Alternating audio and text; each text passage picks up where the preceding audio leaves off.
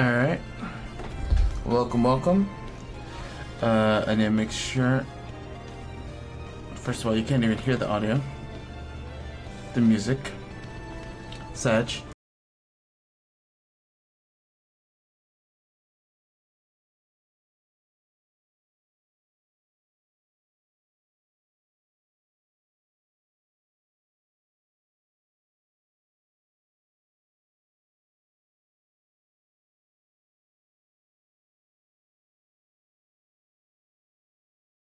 Mic also not working.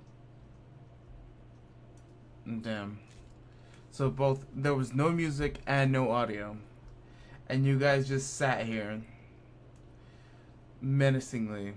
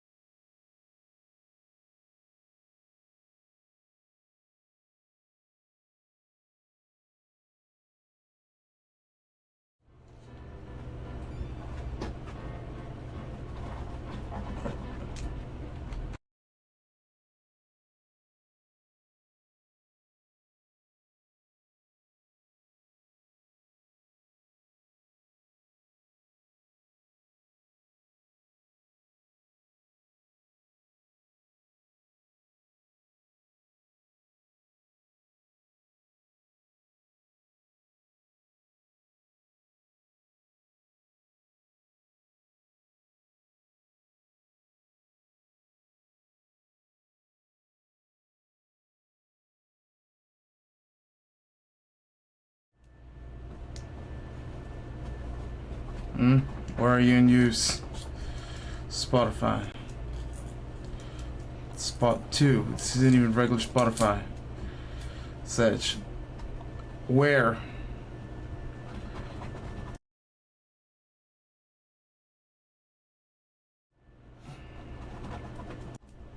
Here? I don't think so. Here? Where are you? Where are you? Show yourself. Not even here. Where are you? Show yourself. Found another one. Another one bites dust. Oh yeah. Another one bites dust.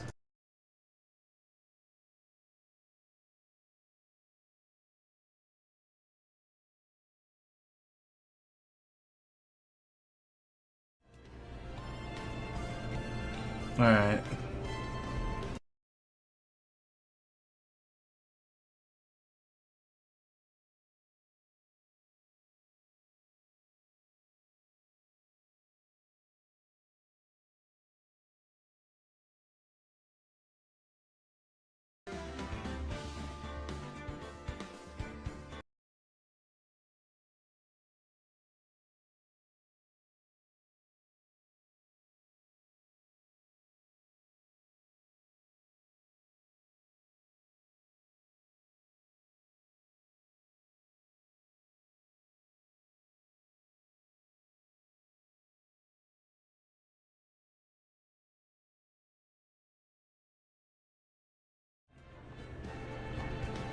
You know what?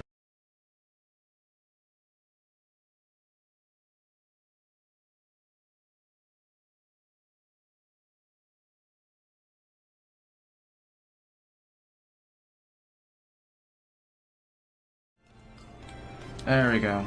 That should work, question mark. I don't see it working though. Is there a mic input in this one, or is it just like a... Let's see, sound, music, audio. Oh, there's an extra Spotify here. Delete that right now. There's a mic in here. Delete that shit right now.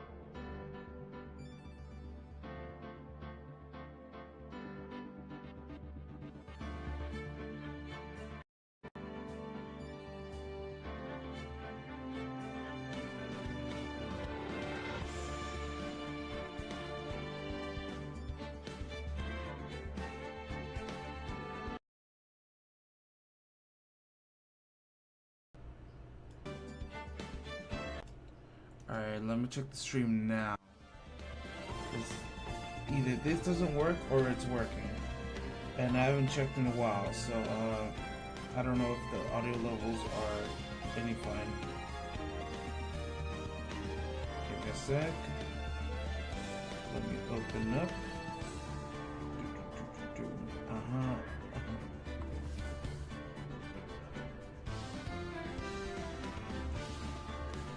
Alright, perfect.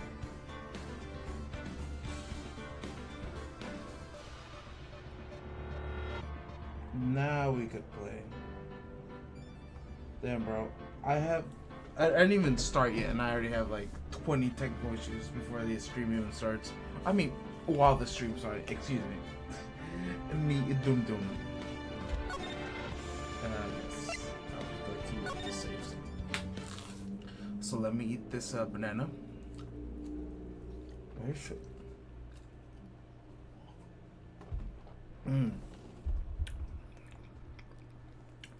Good morning, USA. All right.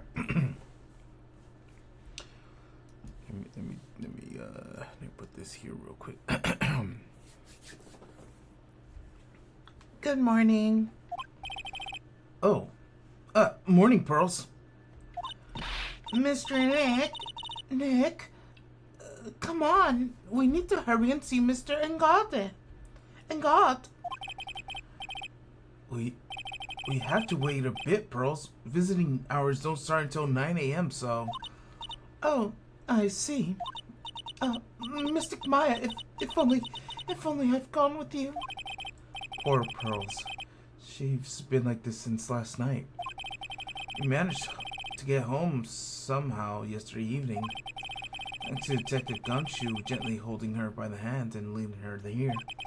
But by the looks of it, I don't think Pearls got any sleep at all last night. Mr. Nick, Mystic Maya, she's alright, right? Yeah, she's alright. Either way, I'm gonna save her. You can trust me on that. Please help her. I'm only able to stay this calm and collected because Pearls is doing the crying for the both of us. Alright, give me a sec. Let me turn this off. Let me take off my flip flops. Boop boop. Turn that off. Minimal noise. Let's go.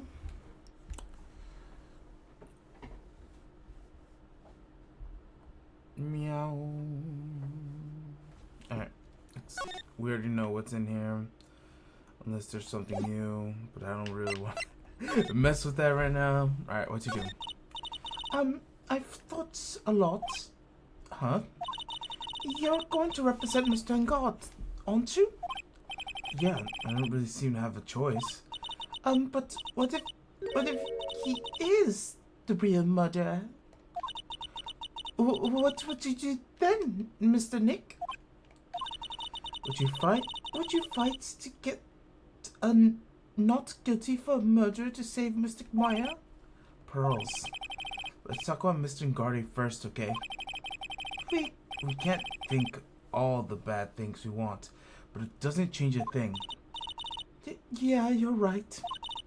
I'm sorry. I can't stop thinking about it. Pearls, you're really worried about Maya, aren't you? I don't have anywhere else left in the world. What do you mean? My family's all gone. Her family? My father.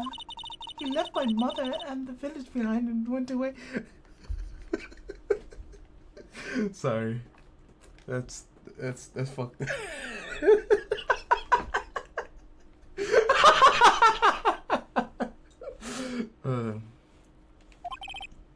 I'm sorry. And my mother, she did that thing all for me. Mr. Maya, she's like my sister to me. She's all I have left in this world. There we go, I'm getting more into her voice. Holy I'm literally wiping tears. Damn. I'm fucked up, I'm sorry. Alright, let's move to... Oh, there's only one place I can't go. The detention center. Alright, let me take another bite of this banana. On my breakfast banana. Excuse me, breakfast banana.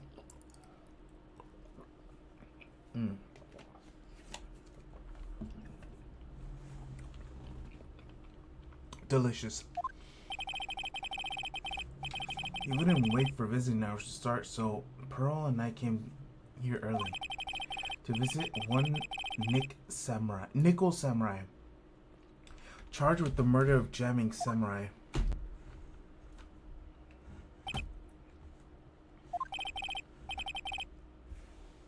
Good morning. How are you? I know the situation might be tough for you. Oh, sorry, dude. I already signed up. Excuse me? I already have my life insurance. I set up a long time ago because my job is, you know. Oh, no. We're not insurance salespeople. Really? Dude, I really don't need that right now either. Fire extinguishers? I mean, this building isn't my house, so... No. I'm not here to sell you fire extinguishers either. I'm a lawyer. My name is Wright. A lawyer? Hold on a second. I'm gonna ask my manager. Okay. But Nickel's semi sure is a strange person, isn't he? I think strange is an understatement. And sorry about that. You're just in time. Huh? You're the lawyer dude, right? The manager's looking for a good one right now, so how about it? Mr. Nick? This is our only chance. I have to make him let me take this case. I have to. Okay. This man is unaware of anything that's going on in this current situation. This man doesn't even know he's on trial for murder. I'll take another bite of banana. Oh, sweet banana.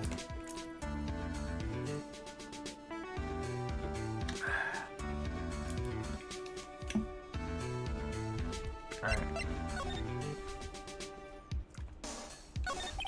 Sorry to intrude, but I would like to ask you a few personal questions. That's okay, dude. My autobiography's coming soon, so if I say stuff without the publisher's approval, then I'm gonna be in real hot water. Hold on a sec. I'm gonna ask my publisher. Okay. Mr. Engard is so lucky. He has so many people he can talk to. I don't know if he actually has anyone he can really talk to. Sorry about that. Like I thought, the publisher said it'd be really bad if I said anything. Dude, does he have a mind of his own? Mr. Engard, I'd like to ask you about the murder. Oh, you're covering this for a tabloid as a side job, dude? Well, if you want my statement on this, you should ask through my staff. No, I'm not asking on behalf of a tabloid. Hold on a sec. I'm gonna ask the president of the studio. Okay. Is he alright, Nick? If we're talking about Mr. Engard's brain here, I wouldn't put my money on it. Sorry about that.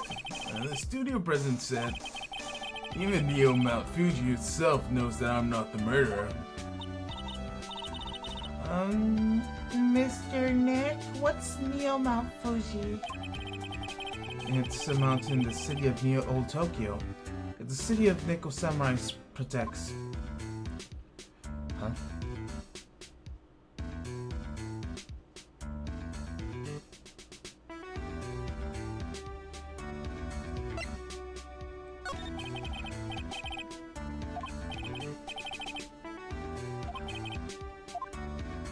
Eh?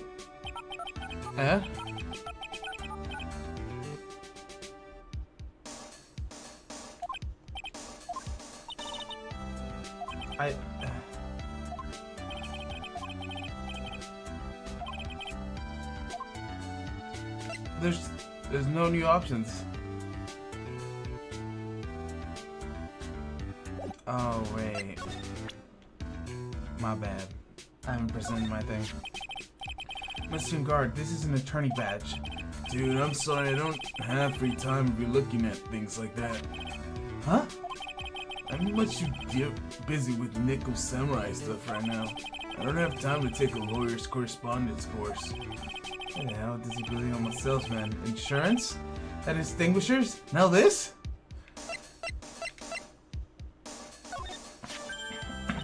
Mr. Nick, what are you going to do with that?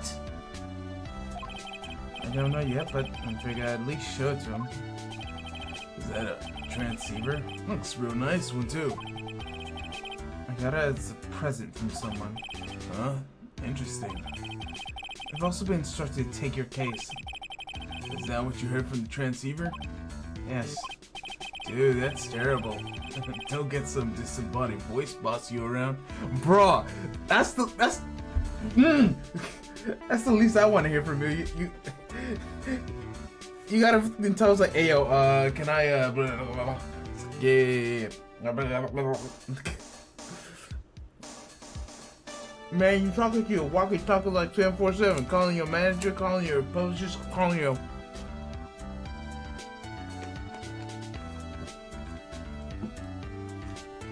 studio rep. Damn, bro. I can't believe you would say that to me.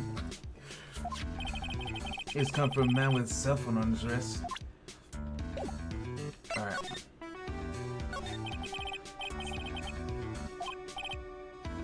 Oh my god, bro.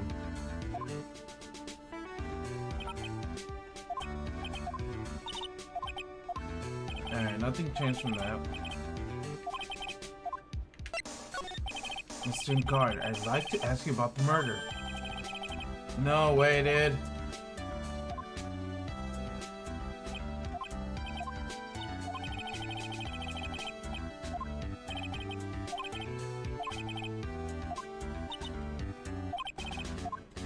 Is it? Where's my options? Huh?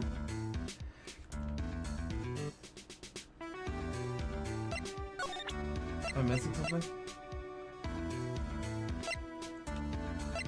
I present more things, I don't care. What's that? Take it for the press conference. You were gonna give one to the winner of the Grand Peaks, right? Me? Yes, while you were in the costume, no less. I never heard anything like that. Dude, I only heard about the stage show. I always leave that kind of stuff to my manager. Doesn't know? That's odd. Well, dude, I think it's about time for me to get going. Please wait. I really need to take this case. There's always other people in need of lawyers, right? Let me introduce you to a few. Please let Mr. Nick represent you. Man, oh man, lawyers these days. Now you dudes use kids as bowling clients too? If I don't take me as your lawyer, then the killer is going to. Wait, did you just say the killer? The killer? What's he doing? He's looking like he's mulling something over. Alright, dude. I accept your terms. Huh? I'll let you represent me in this court. We did it, Mr. Nick. Yeah. I don't feel any better for it, and he doesn't look too happy either. Go ahead, ask me anything. I'll help as much as I can. Oh, you fucking liar. Alright, time to do it again. This time with the proper information. I was supposed to...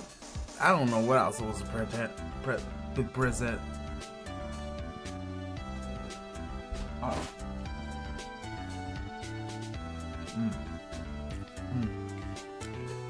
last of the banana.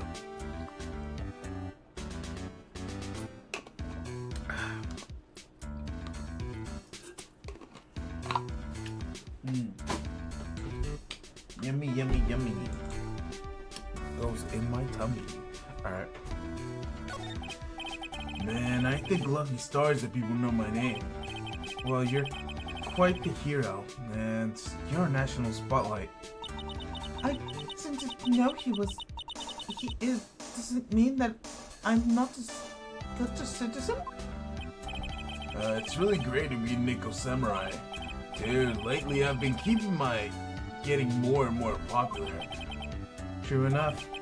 The Nickel Samurai is very popular amongst high schoolers and secretaries right now.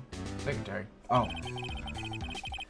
I guess Garden has a way with catching the eyes of women. Do you know my motto?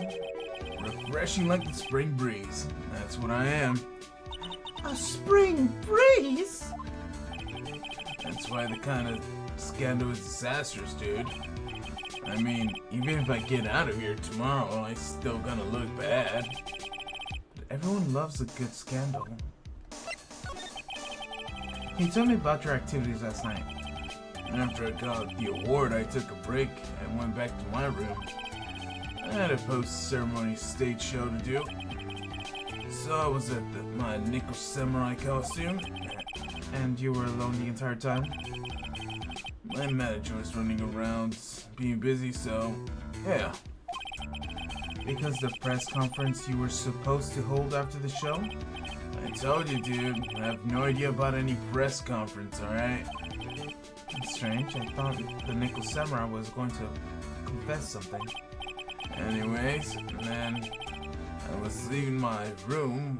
That's when I noticed it was kind of noisy. Mr. Koreda was already dead at that time. Yeah, that's what I gather anyway from my manager. I'm beginning to gather that this guy can't do a thing on his own. And that's when the detective in the green coat showed up. He searched me and then, out of the blue, the dude arrested me. And you and the victim, Mr. Juan Correda, what sort of... That's nothing to do with anything, dude. Man, the face of his, you can't even tell he's the same age as me. He wanted to try and make a jammy ninja movie, even though we all know it'd fail. The Nickel Samurai still won in the end, right? Yeah, I took the Grand Prix by storm. So, why would I, the winner, have any reason to kill the guy anyways? Dude, you think I'd be the other way around, you know? Do you know why you were arrested? I guess maybe my full body search went bad. Did you find something on you? I found a button from the Jammy Ninja's costume. A button? I don't get it either. It was caught in my pleats of my samurai pants or hakama. Oh, Dude, I really think someone planted it there though. I'm serious. I wonder if this is what really happened.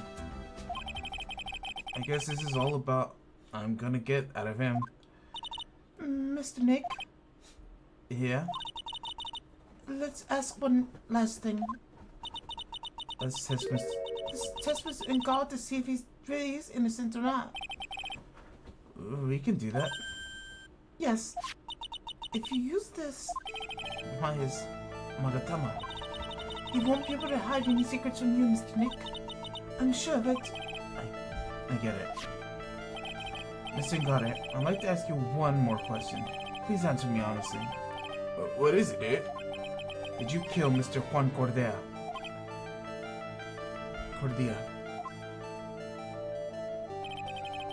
Please put the phone away and answer this question yourself. Alright. Just so we're clear, dude. I didn't kill anyone, and that includes Juan Cordia, okay? Oh, no chains. Well, Mr. Nick, Nothing. Not a chain or a lock in sight. which means it's alright to trust him. Yeah, it does appear that way. Well, at least I can breathe a sigh of relief knowing my client is innocent. The trial's tomorrow, right? I'm counting on you, dude. Damn, bro, well, he's a happy little fella, isn't he?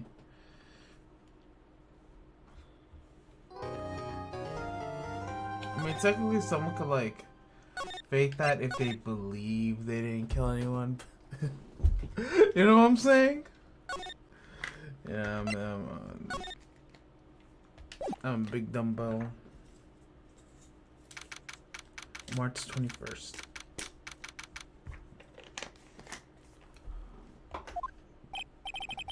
Well, at least we're able to get Met on guard as our client. And we know he didn't do it, which is very important. He's like, it doesn't have to be.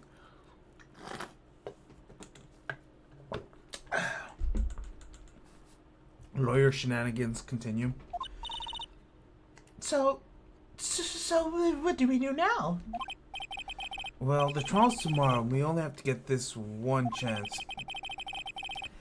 There's only one way to prove Mr. Oh, there's only one way to prove Mr. Ungard's innocent. We have to find the real killer. Okay, let's start looking. Alright. I'm gonna go back to the hotel room. At the hotel.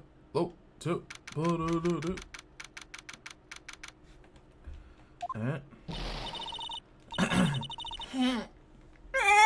What do you think you're doing? You can't come in without... Good morning. Hold on, it's you. What are you doing around here? I heard poor Juan was killed, is that true? It's a bad rerun, it's what they did. I did a steel samurai. Doing the most evil things. You know, that's not entirely... I'll have to know that I was a heel fan of Juan. Why do all the stars I'm interested in will drop one by one like flash? I've always been the way to go, and I'm turned with the arm to the screen, not about the cynical wind reaper in the down, in the name of the number of the down, the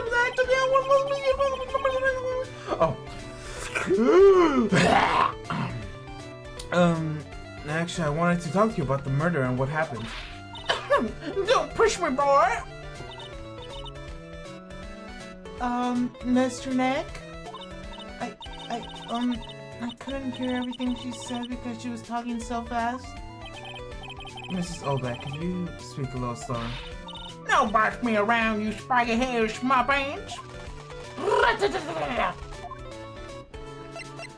Alrighty.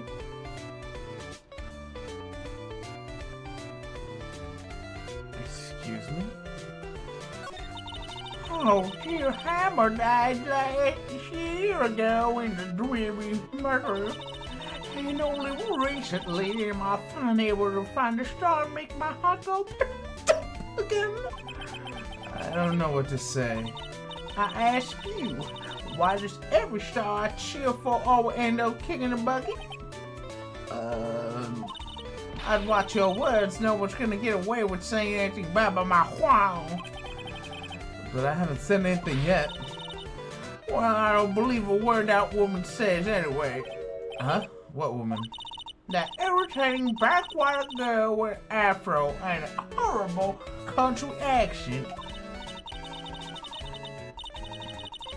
I mean... Oh, damn, I'm using Lada's voice.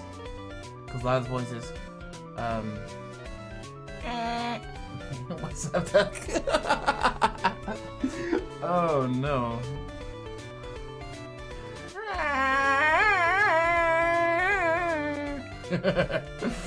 Oh, man. I forgot what Mrs. Oldback sounds like. What am I supposed to do? And what matter of speaking to me, and why does it never stop? Honestly, women these days, they don't nobody see your baby, show me a for evil blessing, it's a person by the stars and poser. Pearls, are you thirsty? A little. Okay, let's go get you some juice or something. Thank you very much. Hey, are you paying attention, youngin, today? I'm guessing this is old bad or anything from Mata. I'm gonna ask you about what happened around the time of the murder. I don't know anything about that. I was still getting ready. Getting ready? For what? The show, of course. Well, I have a press conference afterwards. Cue mysterious music for the magic press conference. Anyways, I don't know anything about the murder. I see. But if you're talking about what I saw, that's different from what I saw. It's very different. What? I saw the most important moment of the night. The most important moment? You don't mean... Oh, now you treat me with respect, you disrespectful child. When you speak to your elders, you should be polite, really kids these days. What did you see? Damn, bro, she about to lie her ass off right now. The murder last night was gruesome, wasn't it? But then, what murder isn't? Please don't stray into another tangent, please. If you want to hear more, then bring some respect and bring a little present. Bruh.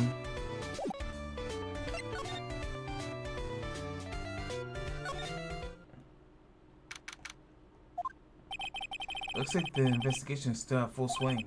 The whole stealth staff and the police are running around like a bunch of headless chicken. I wonder if we could do any investigation of our own in this kind of atmosphere.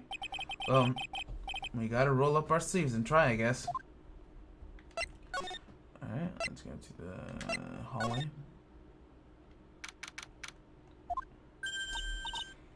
Hiya there, here. Been waiting for y'all, Mr. Laura? Lotta? Hey, Mr. Copperfield. The thief showed up his face.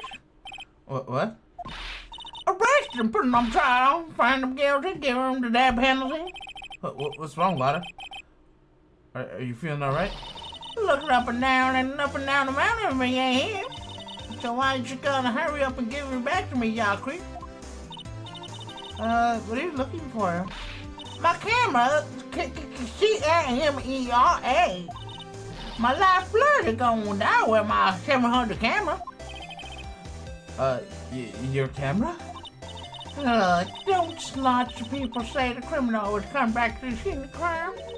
And look, here you are. Yep, here I am, faced with a lot of trouble. Huh? So you lost your camera?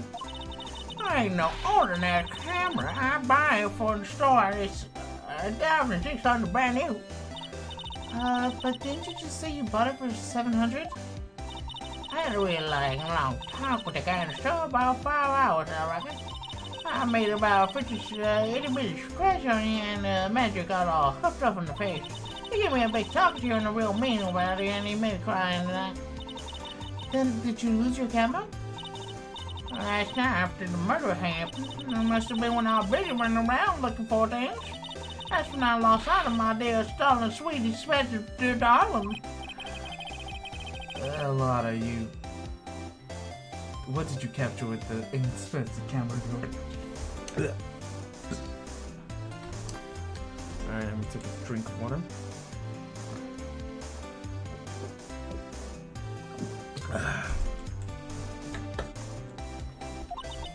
I don't really know. I snapped shot anything my eye caught on, and I don't remember, but besides I didn't get anything from my big shoot. I wonder if a lot of missing cameras even connected to the murder. Oh, it definitely is somehow. I just know it. Lotta, please tell me what you know about what happened at the time of the murder. Well, before the ceremony last night, I was hanging around here in this area. Well, actually, I was here until around this time Mr. Ungar was arrested. And what were you doing here? I'm sure you went to school, city boy. Wherever a lot of heart does, there's a certain be found. A big scoop to be had. A big scoop? I heard you before. I've been going the latest tabloid photographer the world big scene. Reckon Court me now. I'm always looking at the perfect shot. I wonder what the big scoop she was after this time. There was also one to look out for other stars that were here. So maybe I wasn't here for the entire time. Lotta, are you sure you weren't here the entire time? So you could take a picture of the big scoop? Well, maybe I was, and that's what real journalists do. I got some juicy info inside, so I thought for myself, why not get a picture for proof? What kind of story was this that you would hang around here? Oh, she's on. Oh, sorry, Mr. Lawyer. Can't be telling you that. Trade secret, you know. Not again. Why does she have something to hide? We've been stopped, haven't we? Yeah. Take that, Mr. Lawyer. I'm glad someone's around here is happy, Mrs. Lotta, and your eye rule smile. Alright, let's go to Engard's room. Where are we? We're in Mr. Matt Engard's dressing room. This is our client's room. May I help you with something? Oh. We're... You're Mrs. Engard's lawyer, correct? I gather as much. I looked for lawyers on my end, but to no avail. Huh? How did you know I'm his lawyer? You were just saying that he was your client. In a situation like this, the only person who would use such a word would be his lawyer. Wow. A simple deduction, really. The trial's tomorrow, and Mr. Engard's situation is looking rather grim. So you came here at one stop in your mad dash to find clues to build a case, correct? Well, you're not totally right, but you're not totally off either. It's really not the time to be showing off, Mr. Nick. I am Adrian Anders. I hate to waste time, but let's get down to business. Alright. She may be of small stature, but appearances could be deceiving.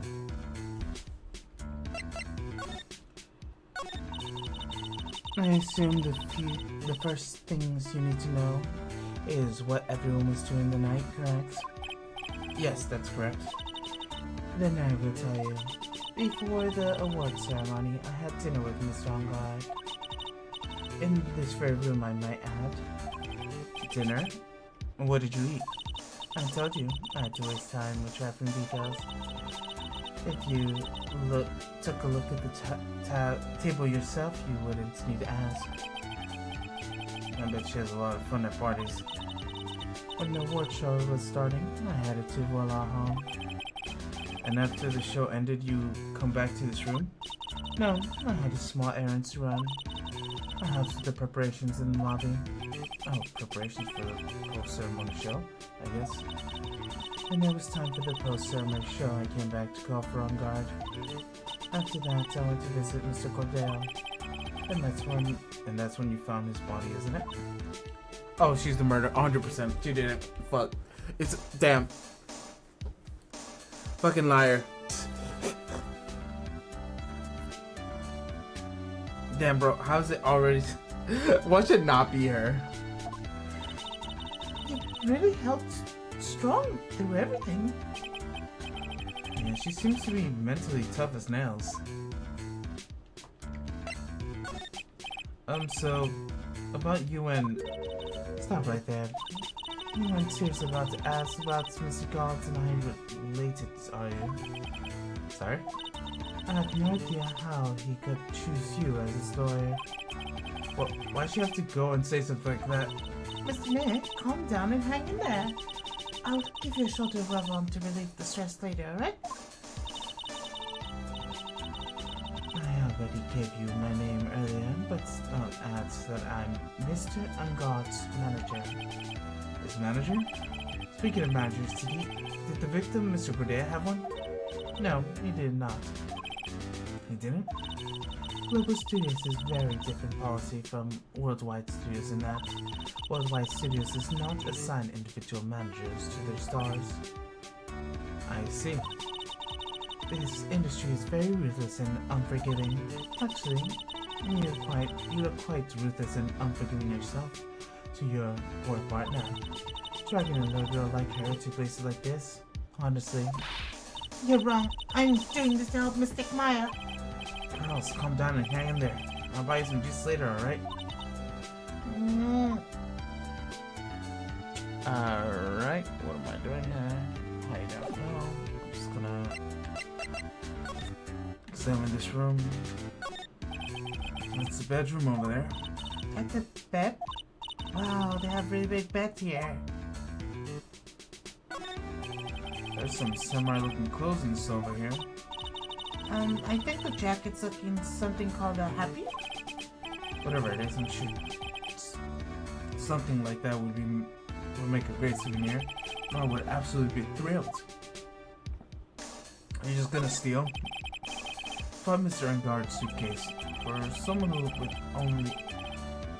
was only going to be here for an award show. There's a lot of stuff.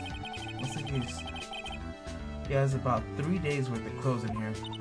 Stars really are different from us, aren't they? Looks like dishes left over from dinner. Dinner for two, that. I'm sure Mr. Engard and Mrs. Andrews' plates. Looks like they had T-bone steaks. Those are the Global Studios and T-bone steaks. True. Alright, probably storage. Nope. This? No. Anything else in here that I could remark on? No. Anything at all? Yeah, no, there's nothing here. Satch, okay. Wait. No. Anything I can talk to? Nope. Move. Oh, wait. Move toward the other room. Oh, wow. Lots of bears. Wait a minute. Didn't we see like a stuffed bear? Mr. Nick, where are we? We're in Juan Cordea's room, Pearls. Mr. Cordell? The victim. Which makes this a crime scene too. Oh, it's you. No. Oh, it's you. So, what happened? Did Kid Perez contact you again? Not yet. He probably won't until we win Mr. Engard's acquittal. You gonna do okay, pal? Hang in there. I just want Maya to be alright. We don't have a lot of time left, but I'm gonna help you as much as I can, pal.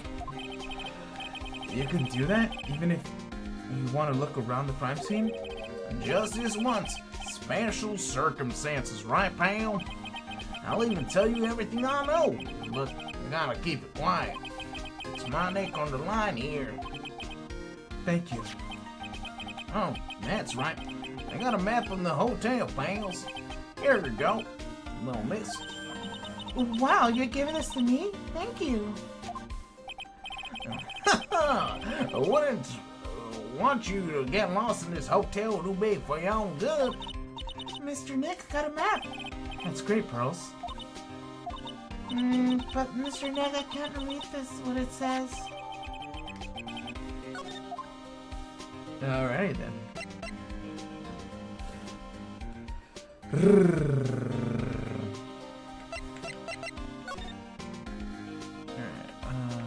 Start with...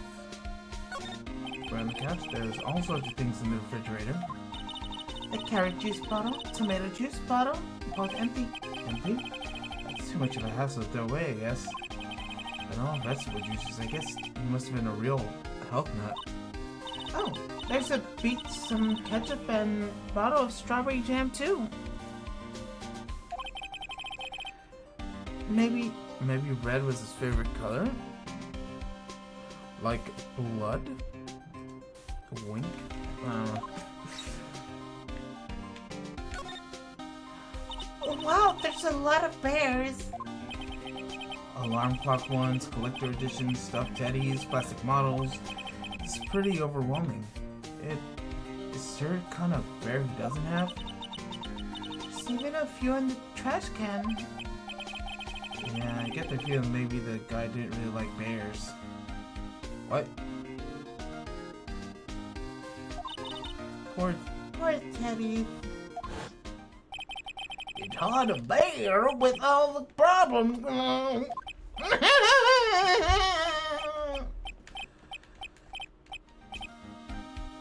I don't think I want to bear with the trauma the last case caused me.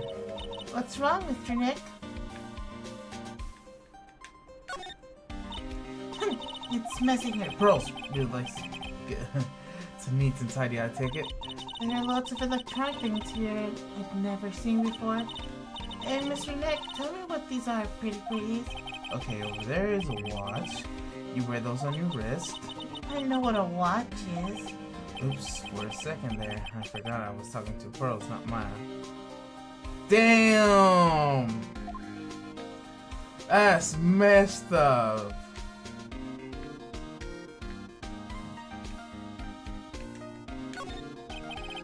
It's a suitcase. There are so many things in it. I bet it barely closes. There's just clothing, a dryer, an electronic shaver, calculator. Do all stores pack too much stuff like Mr. Cordell?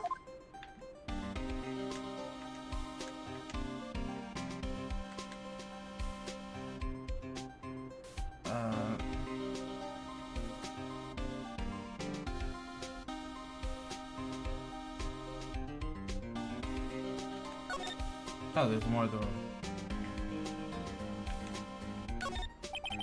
Looks like Mr. Cordell had dinner last night. This bottle of it's tomato juice. We had a lot of food in the wardrobe last night, but I wonder if the stars had gone on stage after only eating a meager meal like this. Ooh, doggy. Or teddy bear. This is a guitar case, I guess. A little beat up and still unusable. That's strange, the guitar's not here. Maybe you forgot to bring it to the show? But Mystic Maya, she said the Bright Rabbit card was the Jamming Night Ninja's signature item. That's true. Huh? The guitar case is wet, but it's only wet on the top of the lid. Yeah, there's no water inside the case. This is water, isn't it? Guitar case, that's a record. Bottles of cosmetics scattered on the floor. It's probably where Mr. Cordell fought with the assailant. Where are these glass from? A flower case, maybe? There are flowers on the floor, but I don't know where they are. Don't know much about flowers, do you, Nick? Wow.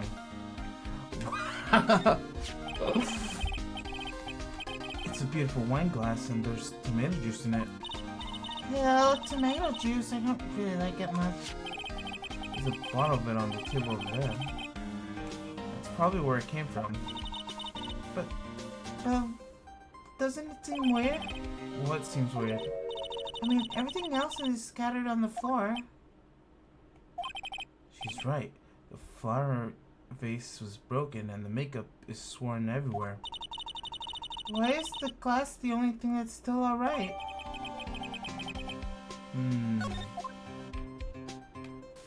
Suspicious, suspicious. So that's the bed, right? Yep, it's big, it's a bed. Oh, Mr. Nick, it's so soft! Big beds must be rarity for her. Alright, I think we're done in this room. Oh my god! I got jump scared, holy shit! Ah! There.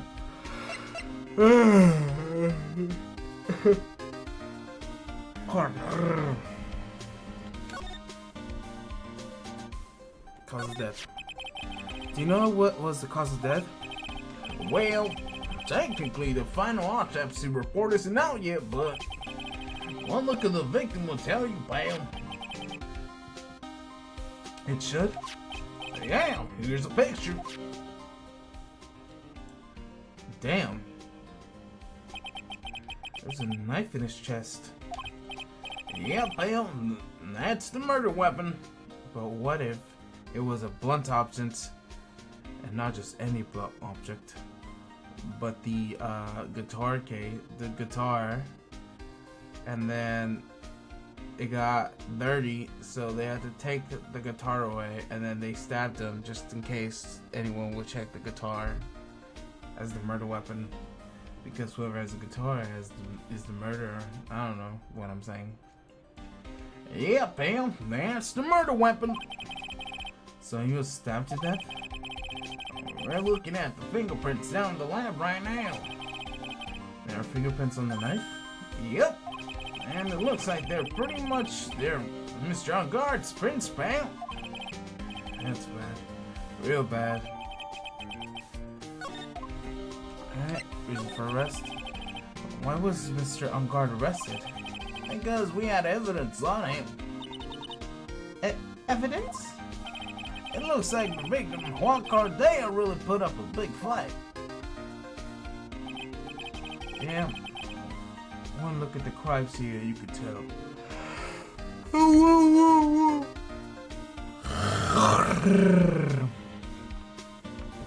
Yeah, one look at the crime scene, you could tell. There's signs of a struggle everywhere.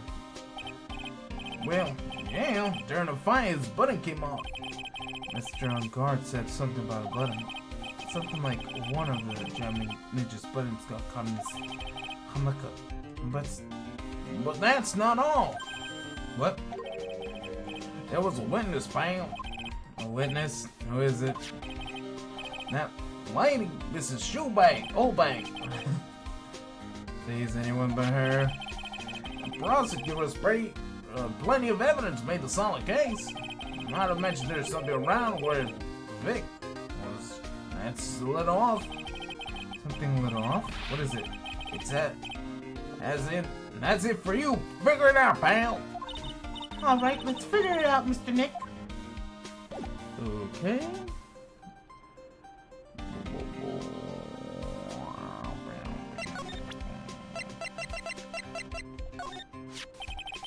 So about the wine glass. Now, you notice it too, pal. The whole crime scene was a mess, but this glass was the only thing that was left untouched. You noticed it too, Detective Gumshoe? No, actually, Mrs. Von Karma noticed it first. Yeah, Bose noticed it before me too. Hey, wait a minute. So does that mean Miss Von Karma's here at the hotel? Yep, she's around.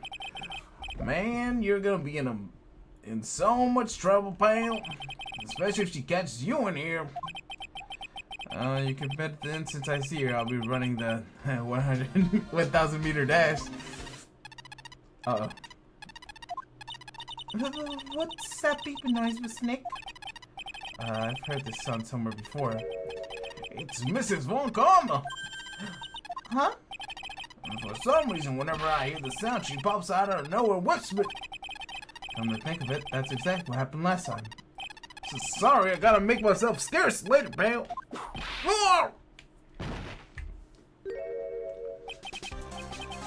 At last, you reveal your true nature, Mr. Phoenix Wright.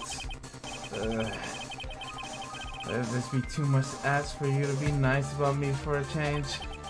So you're the type to steal information from a pitiful, hopeless detective. That's very dishonorable of you. That is very dishonorable of you. How? Hey, don't you dare run, Scruffy McTatterson, Mr. McTenchcoat. I didn't think a detective of this country would be this pitiful. Detective, come here for a second.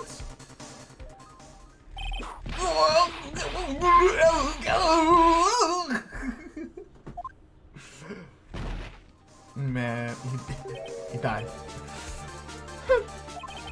I feel better knowing at least you were man enough to face your punishment. I was so scared he just froze up on the spot. Mr. Phoenix Wright, you have soiled my perfect prosecution. I never forget that. This time, victory is mine. The victory is yours. Is that all that means to you? What? Come, Scruffy. The investigation briefly is about to begin. Yes, sir. Yes, sir. This isn't over yet. I swear on my family's honor. Oh, what did she just throw at me now? What is this? Well, I guess this means I gotta get back to the precinct now, pal. If you need me, come down to the Criminal Affairs Department, alright? And if you can, try not to let Mrs. Von Karma see you. Oh, well, she'll see me, alright.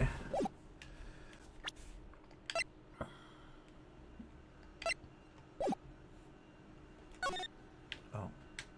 You. Mr. Nick, what is this piece of paper? It's called an autograph. Autograph?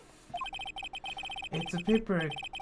It's got Mr. Cordea's name written on it, so it's his autograph.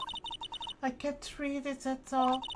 To be honest, I've never seen writing that looks like this. It's a special way of writing called cursive. Look here. Here, see, it says, "To my dearest Wendy," in the most normal letters here. This sloppy underworld rising? It's crazy and cruel to give this to someone. Hold on. Wendy? I've heard that name somewhere before. Wendy's nuts hit your face. Oh man, sorry. I'm an idiot.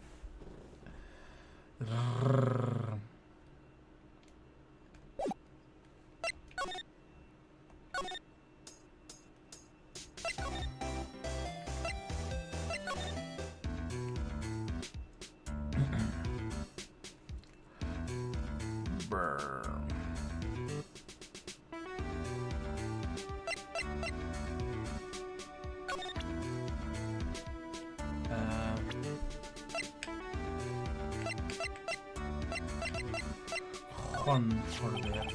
Did you know the victim, Mr. Juan Correa? Yes, I knew him.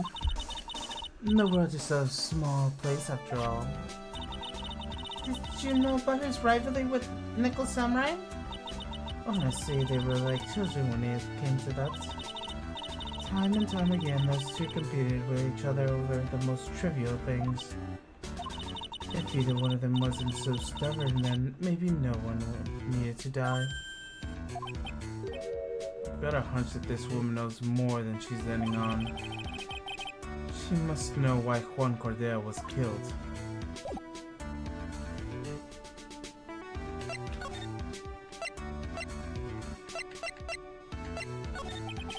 Do you have any ideas as to why Mr. Correa was murdered? Why would you ask me about such a thing? I'm just doing my job, so do you have any ideas?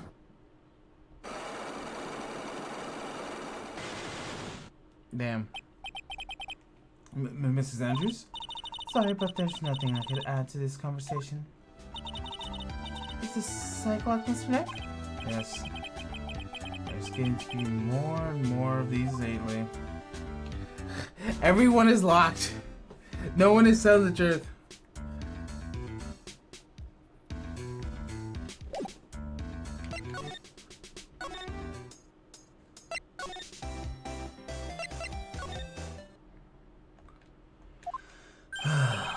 Oh, Mr. Wright, how are you? Mr. Powers, have you been there the entire time? Yep, people connect to the murder aren't allowed to go home, let alone leave.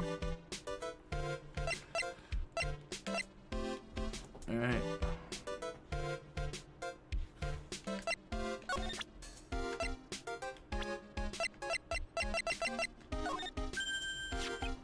Hey, that's Miss Andrews. She's the match manager. Actually, I was interested in her for a little bit. Just a little. Mr. Powers likes this type of woman. Yeah, there we go. What do you know about Mrs. Andrews? Well, see, here's the thing. I don't really know her, you know. There's sort of a small rumor going around about her right now. Rumor? If you're interested, I'll be glad to share what I know. He's so happy. He looks like a lion that just found his next meal. Alright. Can you tell me a little more about the Nickel Samurai TV show? Okay. The Nickel Samurai is an action hero program aimed towards kids. It's a sequel to the Steel Samurai. I see. This time there are 3 samurai brothers. Aluminum Samurai, Tin Samurai, and of course, Nickel Samurai. It's the love of Hawaii and Neo old Tokyo. I see. But wait. A love what? I love Hawaii. This girl Psycho works at the tea shop and the 3 guys fall for her at the same time. I think he means love triangle. Oh, I guess the Y shape is like the 3 brothers colliding over one girl. Anyway, Psycho is actually a daughter of an evil Strawberry Clan leader. Sounds pretty unusual situation, like Romeo and Juliet times 3. Yep. Strange thing is, this sort of familiar love story is really big with the Offord ladies. Yes, Pearl? What happens next? I want to know. Mrs. Sako, just sucker for love. She does, doesn't she? Every Sunday at 8 p.m. I'm gonna stop watching Kids Master Theater starting this week. I can't believe she's really considering it. So, what's this jamming ninja TV show like? Started from a remake of an old movie, to tell you the truth. A jamming ninja like the samurai shows is geared towards kids. It's a story of a ninja who can't scale a wall, but became a big pop star anyways. Huh? What? He was a really lousy ninja. Absolutely couldn't do anything ninja things right at all. But boy, could he sing. With his trusty bright red guitar in his hand, he took the ancient world by storm. A ninja with the bright red guitar? And then the final fight in front of his beloved princess, Miss Ola. Champion versus Moro Mochi 5. Muromachi 5. Suddenly our brave hero catches a not so jamming cold the night before Battle 3. Oh, that's too bad for him. Yep. But this kind of pop music making love story is something high schools like. Yes, Pearls? What happened next? I want to know. Jamming ninja? Will he be able to sing? What's this person, Miss Ola? Every Sunday at 8 a.m. Which show should I watch? I can't believe she's really considering it. Would you mind telling me about this gossip? So you are interested in it. I figure you would be. Yeah. I have a weakness for celebrity gossips too. Oh, really? You too, huh? Yep, take a look at this. Looks like the tabloid Mrs. Oldbags would read. Alright, let's see here. Jamming Midnight, Rendezvous. To the mysterious yet beautiful manager to the stars, Mrs. A.A. You see now, don't you? What? can't stop pretending to be an adult, Mr. Wright.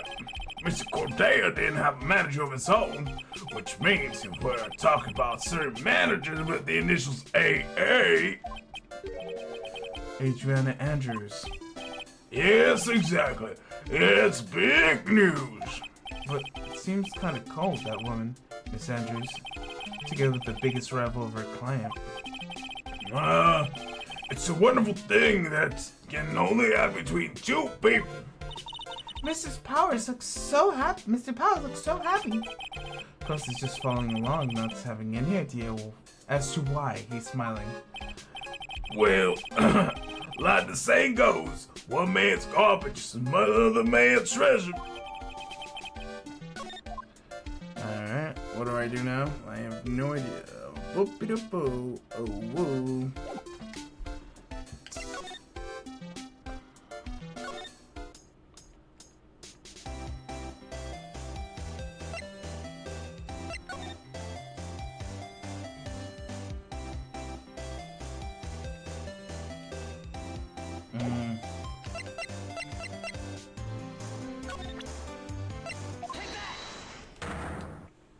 Alright, let's begin.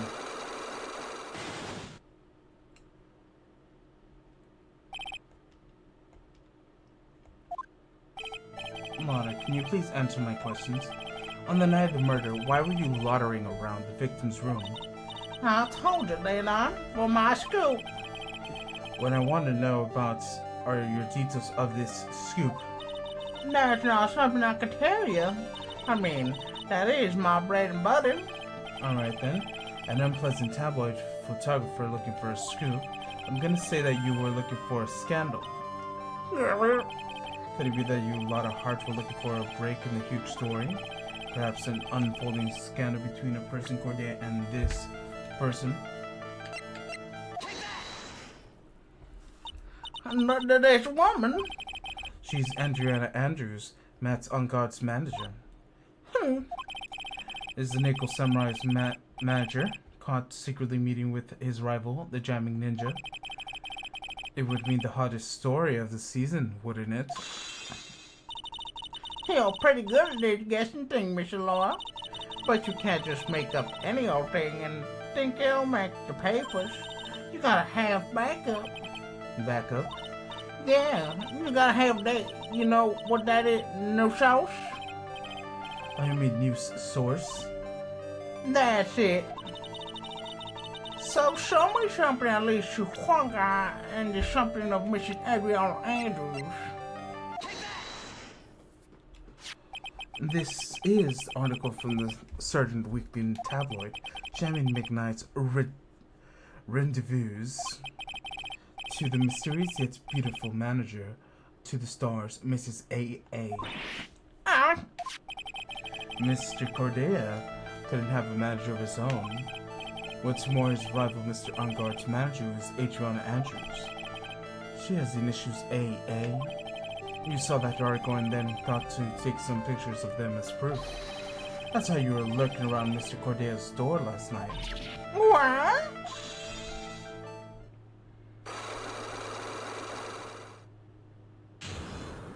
Unlock successful. You were looking into Mr. Cordelia's and Miss Andrews' affair, weren't you? You got it. I was gonna get myself a scoop by catching them in a secret meeting. But there's already an article about it in one weekly tabloid magazine. There's no longer breaking news. What you say? Her initials are AA. That's kind of vague thing, is that?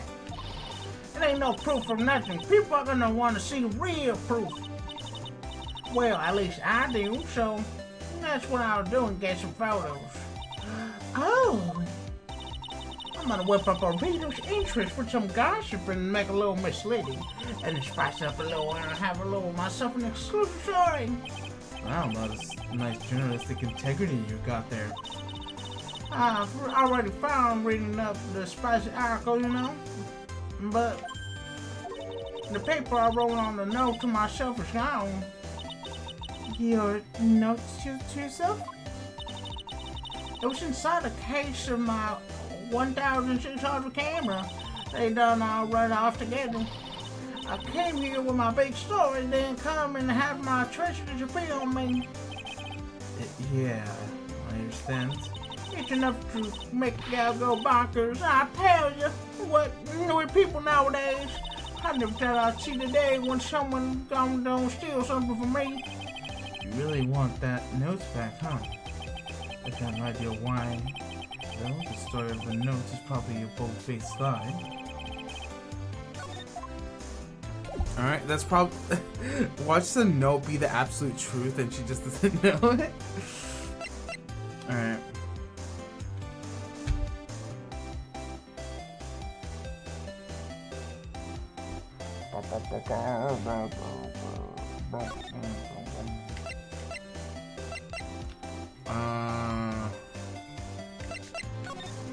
We at the hotel. All around here.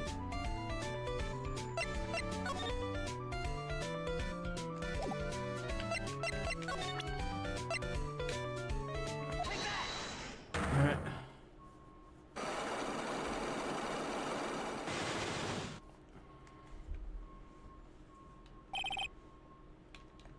Alright. Alright, be honest with me for you for now. Please tell us what you saw. But what a waste. You have a perfectly good chance for a little fun with the youngsters' expertise. Hey, I'm a little old devil after all. Does that imply you are the good person? Alright, I'll give you what you want. The autograph. That's one signature autograph. Yes, it is. And it even says to my dearest Wendy on it. Says that's me, right? My name is Wendy Obey, so that Wendy has to be me, right? Well, it may say Wendy, but somehow I don't think Juan had this Wendy in mind when he signed it. Oh, please give it to me. Let me have it, please. Oh, I can't let you have it just like that. Yes, I know. I'll know about the exchange. Wow, she really must want this autograph. My offer isn't good enough for you. Fine, Mr. Wright, you win. Mrs. Wendy Obag ready to open up her heart and fill with dearest Juan.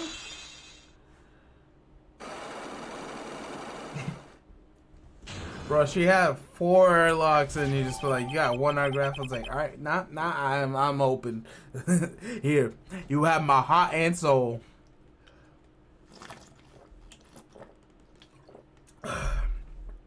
Normally you need like 4 pieces of evidence. Nah, you need 1. Not even evidence.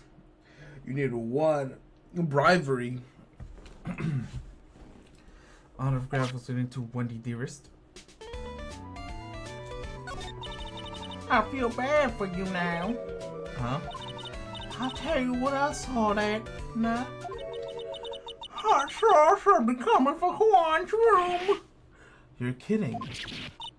Oh no. It was about 10 minutes before Juan's body was discovered. It was a coincidence. I was on my way to the toilet, minding my own business. And what did you tell that to the police? Well, of course, I thought that it was a gift certificate or 2, or maybe more. Gift certificate?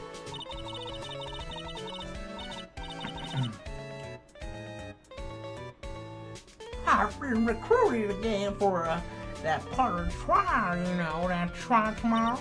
The time you're gonna get in it, I'm gonna work hard to get your client pronounced guilty. But Mr. Ungar hasn't done anything bad. I don't care the details like that. I know he did my poor Juan dirty, and I just do. A yellow-bellied chicken. Yellow-bellied chicken? I wonder what that would be like. I trust my second senses. I know when someone did something bad, and I say he did it. No, you don't. No, you don't. What did Mr. Ungard ever do to get her to deserve this? What did Ungard do to make you so... You don't know? I framed my Juan. He created a scandal that played poor Juan. Mr. Nick? What is it? This scandal. Oh, I'll tell you about it. That after we get home, okay? Poor Juan led astray by winds without vile tempers. Mr. Nick, what do vials and wild temptress mean? How about we listen to Mrs. Obag has to say for now, okay, bro? So, Mrs. Obag, who is this woman you're talking about?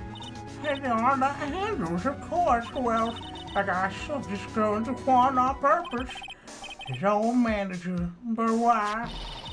I thought Lois was smart. I was to create a scandal to make Juan's little face. I can't throw Juan into a scandal and drag his reputation through the mud. Sounds like a pretty standard definition of scandal to me. Why do you know about that anyways, Mrs. Oldback? I'm one of Juan's biggest fans. I'm always out there gathering information.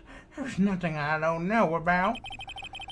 What do you have proof that Mr. Ungard did what you said he did?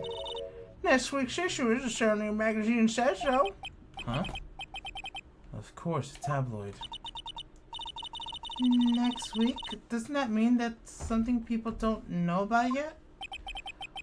Why would Mrs. Oldbag have information like that, and where did she get it? Oh, lot of heart, you fucking bitch! This fucking... No. She stole the camera, didn't she? She got the note.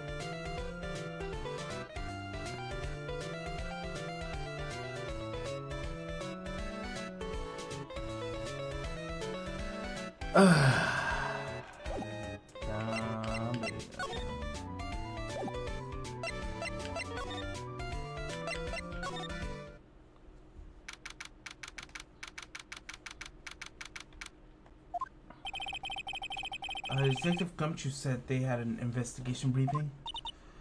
Yeah. Oh, he's back. Hey, you came, pal. Why the blunt greeting? Because there's nothing to be friendly or happy about. What do you mean by that? Well, things look perfectly this time around. Evidence and testimony are real tight. But we can't just roll over and die. We have to stay positive.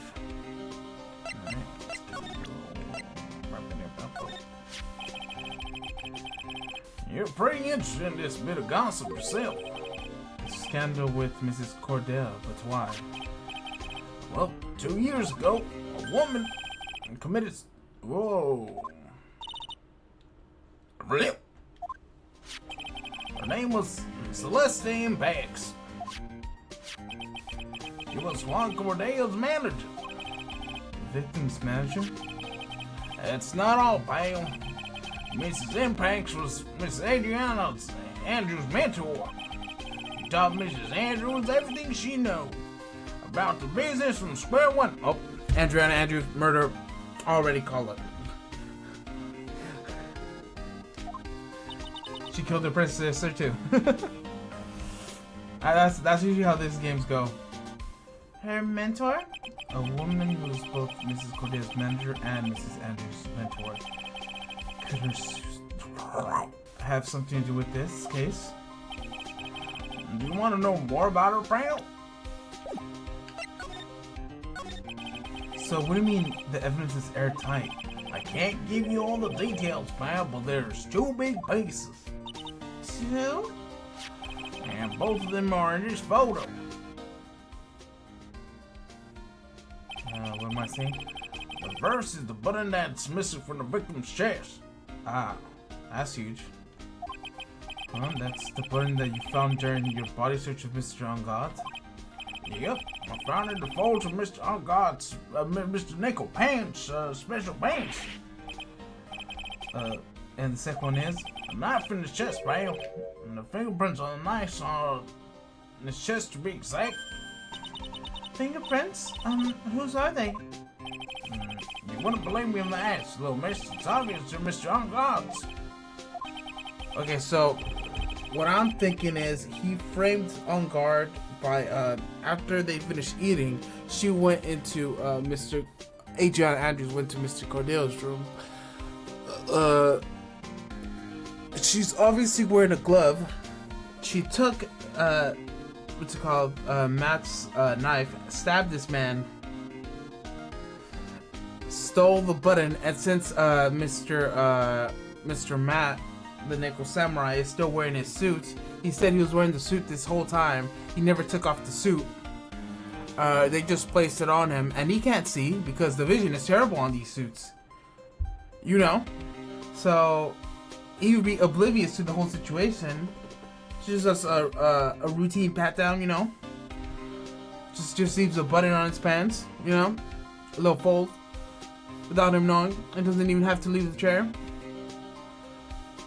Maybe lay down a little. Wakes up. The police comes into his room. Checks him out. Sees the button. One line. Perfect crime. Perfect frame. Frame drop. Tomorrow's trial. Talk about being stuck between a rock and a hard place. Alright, I'm gonna BRB for a bit. I'm just gonna lay down for a bit. Cause, yeah. Wait, I got two messages. So it seems I have. What's this Scooby-Doo? I'm coming after you. I'm gonna solve this mystery. I see you, Scooby-Doo. I'm calling after you. What's your Scooby-Doo? La la la la la la la la la la la la.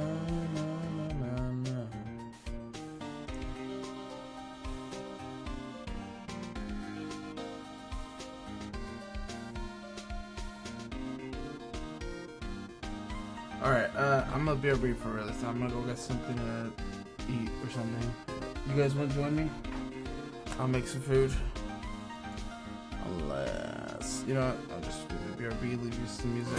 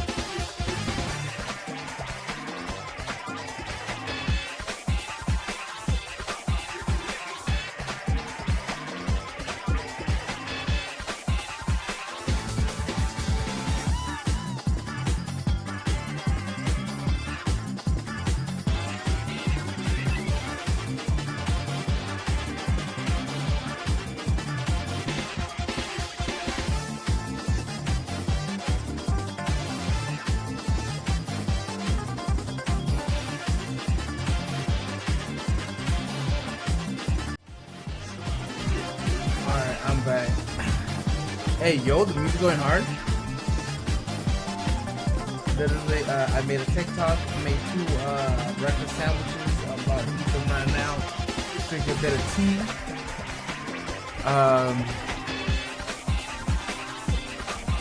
You know, the powers voice gets my voice. Duh. Oh my god. Breakfast sandwich be hitting. Why does it sound like Sonic? Oh, this is Sonic. Why am I in the Sonic playlist?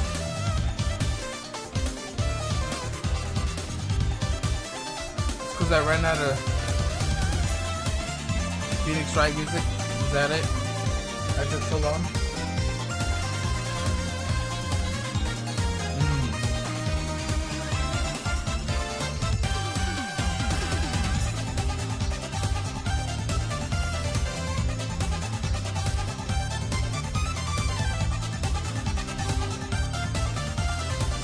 What? We get jail time. What I eat?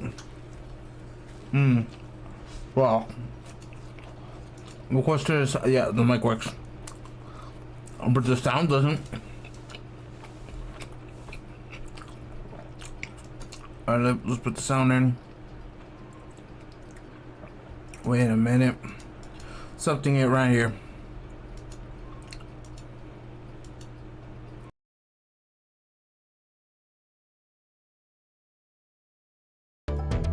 There we go. Now it's right.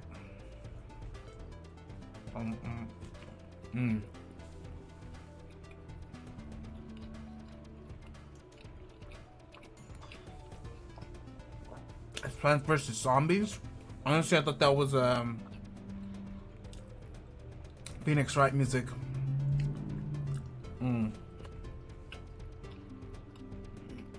Also, my ass is gonna look at the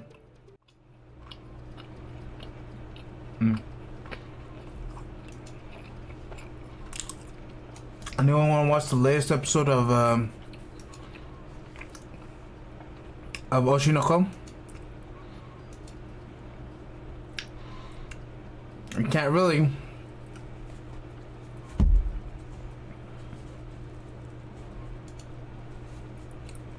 But while I'm eating, and you guys can't see me, I'll be watching it by myself. Oh my god. The sandwich.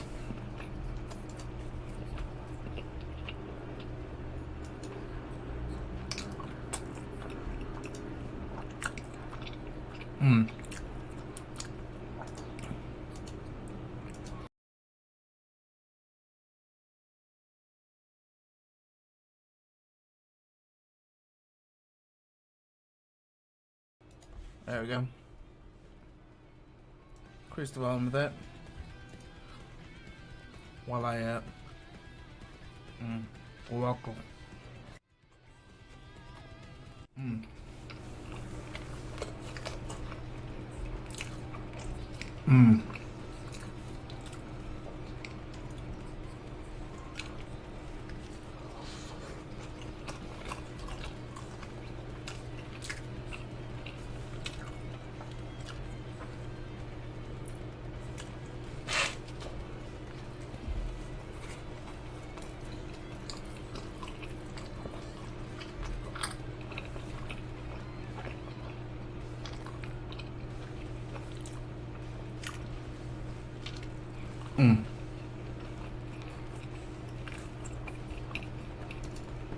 Double mic.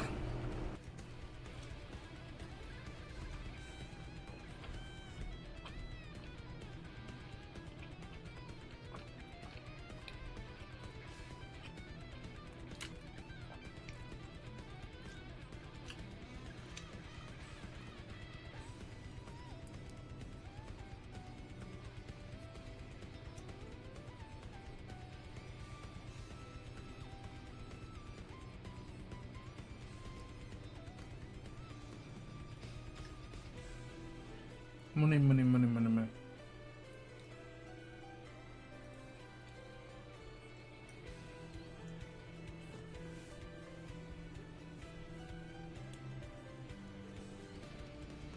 Damn.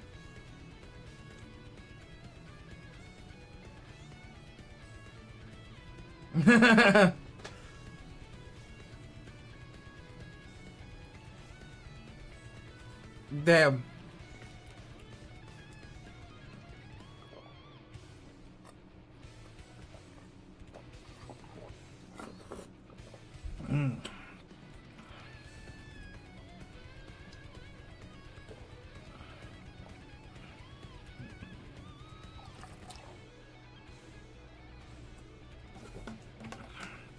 Damn, get a drop.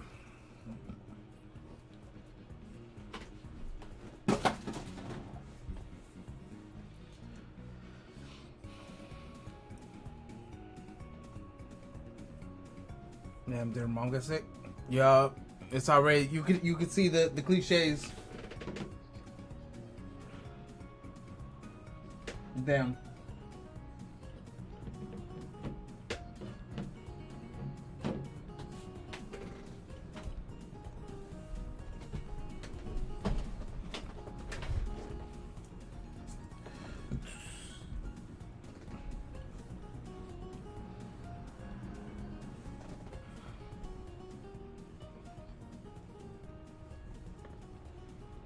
Damn, bro, this is going too slow. Like 4 times.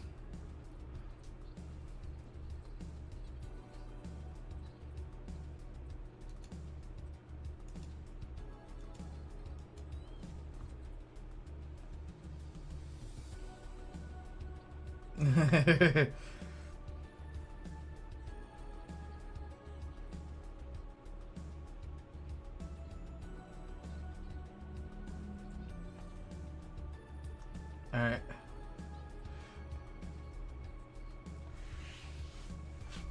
Bro. You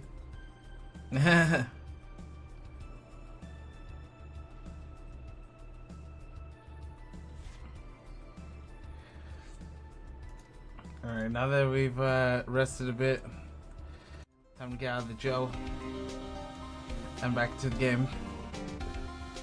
My own personal channel. Alright. So what is this airtight test? Oh, wait. Oh, shit. Music down. So what is this airtight testimony? It's that old bag. It's that old security lady, Mrs. Old Bag. I thought so. What do you mean you thought so? Did she tell you something, pal? Well, And I even told her not to open that mouth first. Blame anyone. the blab knob is stuck on 10 and there's no turning it down, trust me. Yeah, well, Mrs. Old Bag saw it all, pal. She saw Mrs. Algar come out of the victim's room and around the estimate time of death. No way. She was a victim's manager and also Mrs. Adrian Andrew's mentor. It's been 2 years since and now there's 2 of them linked again by another death. Maybe just a coincidence. I'm getting sick of details with this, dealing with this one foolish idiot after another.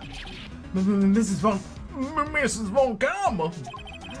You can't seem to stop allying yourself with the enemy, can't you? You don't need a traitor in my midst. You don't mean? I do, Scruffy. You have 30 minutes to get out of here. You're no longer needed. Goodbye. That's... Wait, please wait, sir. If I don't get this much... quiet. If it weren't for traitors like you... I would have won. Is that what you wanted to say? Who? That voice. Edgeworth! It's been a long time, Wright. That person... This is Mr. Edgeworth? What's am I gonna do with you? Still blaming others when things go wrong? They haven't changed one bit, Francesca. You... How dare you show your face to me without a shred of shame upon it? He soiled the Von Karma name and dragged it to the mud. You then ran away with your tail between your legs like an ill-bred dog you are. You were talking about the Von Karma family creed, to be perfect in every way.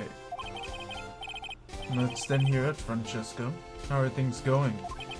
I heard you're having a rough time maintaining perfection in this country. You. You seem to be getting crushed after the weight of it all. And that's why I came back. Keep your assumptions to yourself. I haven't given up yet. I won't lose. This case is mine. I would never hand it over to you. Never. Mr. Phoenix Wright, I will see you tomorrow in court. I'll be in the cinematic lesson of the meaning of total victory. Except it's the same wild mare she always was. Alright. Cough cough.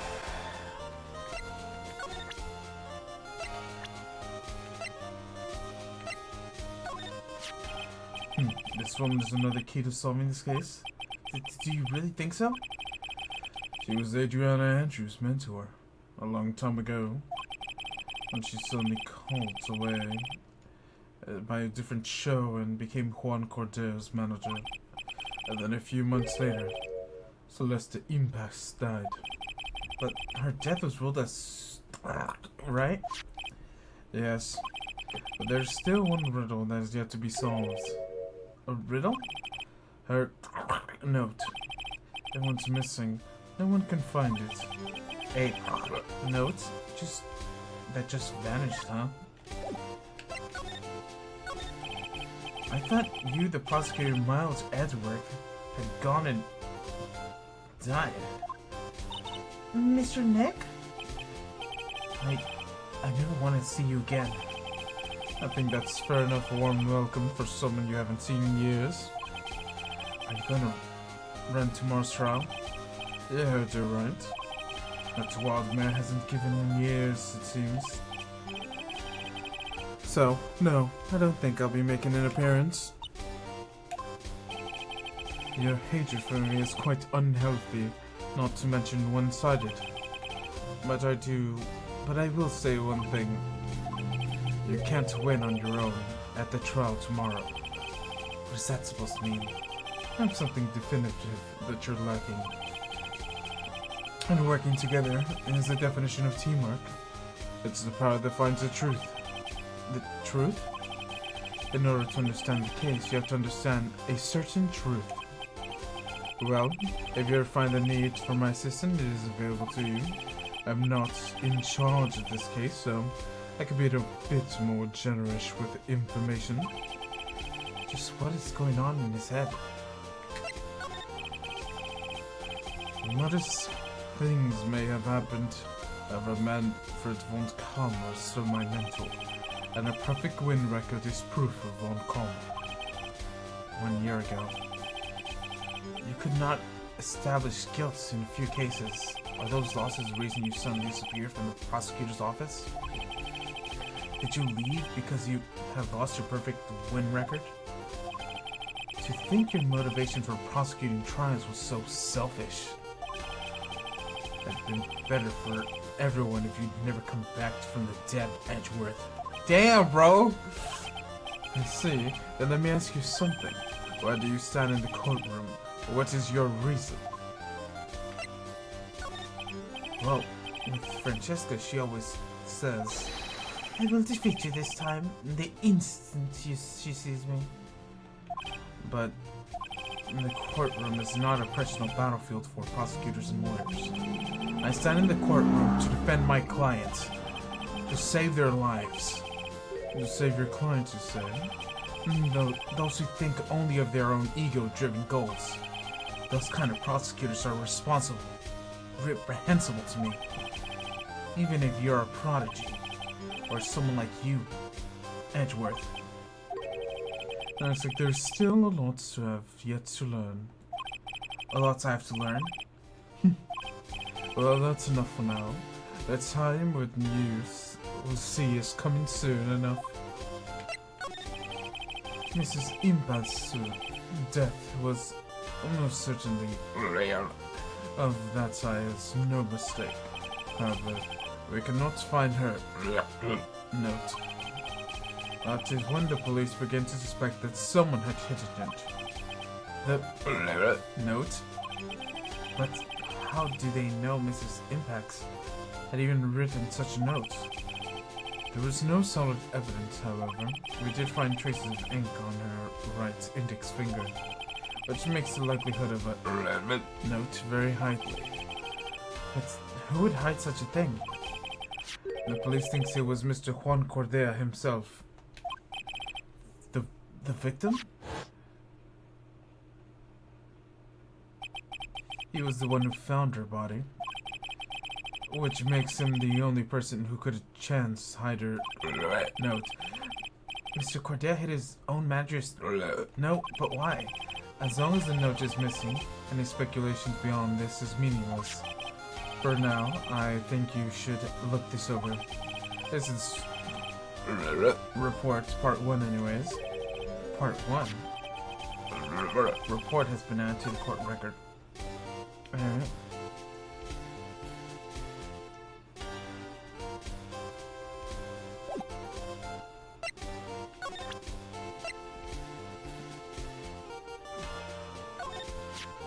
I don't like selected reports.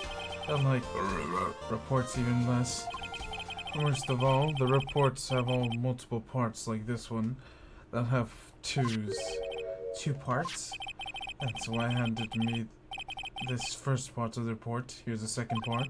The second part of the report is about the attempted attempter's name. It's Adriana Andrews. Mrs. Andrews? What did she do? She tried to herself. She doesn't seem like the kind of person to try to herself, though. You think she's a strong career woman? That's just what she wants you to think. Adriana Andrews. She has a certain secret she's always trying to hide. A secret? Her dependent nature. That's what she really likes on the inside. Miss Andrews? Andrews, dependent? Talk about the exact opposite of what that woman is.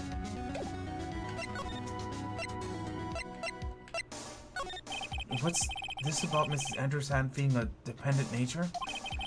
Mrs. Andrews attempted at was a few days after the death of Celeste Impact. And that is why Adrienne Andrews think about committing because she had apparently lost her will to live. lost her will? But why would she? Her pillar of strength, her mentor Celeste Impacts was gone forever, that's why. Why would that? Is this what they call following someone to the grave? After her attempted Adriana Andrews started attending counseling sessions. And she was someone who needed a person to whom she could absolutely trust, absolutely. And once she finds that person, she'll do anything she can to keep them near.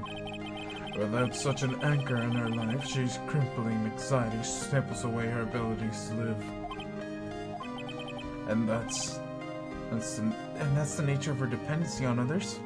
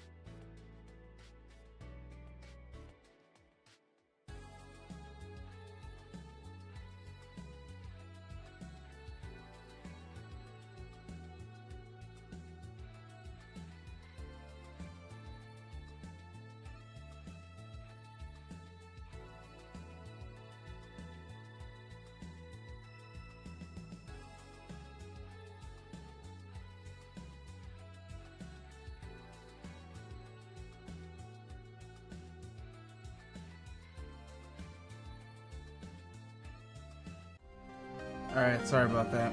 I had to do something real quick. And that was the nature of her dependency on others?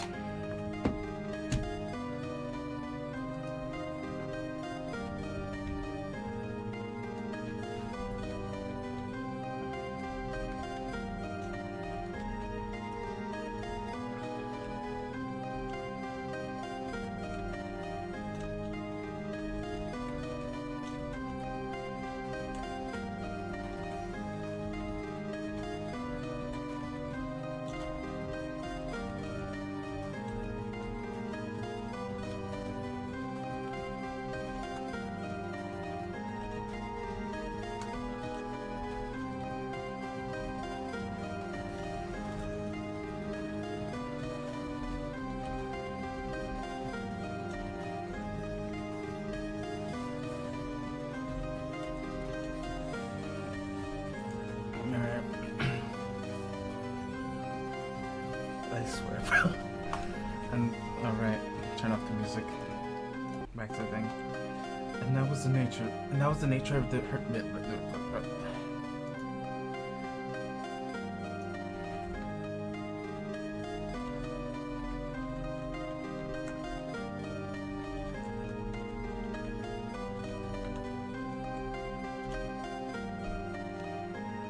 Let me see. We might have someone to help.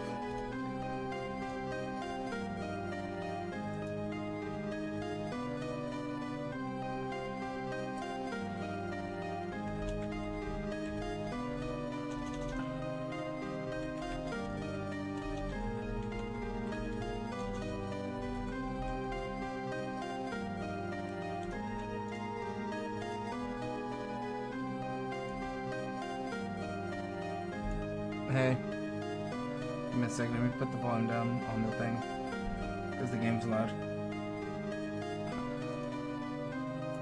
Can you hear me, by the way? Alright. I also have to put you in, what's it called? On the OBS.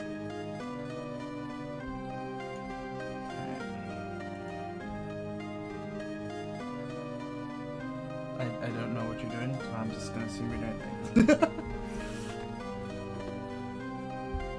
Oh, nice. Alright, should I show my screen?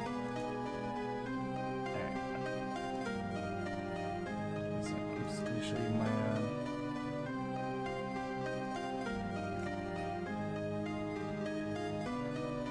Oh yeah, no. I wanted to watch Rakuen. Yeah, I've only seen 2 episodes. Yeah. I know, I still need to finish watching that. Alright. Well, you not have context for what I'm about to say. Oh, well, it's, just gonna change my mouse. You get screen 1. Yes, I do look at myself.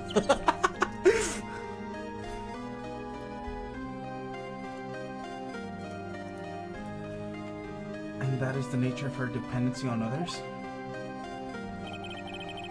Well, Celeste impacts. Suddenly committed. I auto censor myself, by the way. So every time they say the word, I'm just gonna say. If you hear weird noises, that's what it means.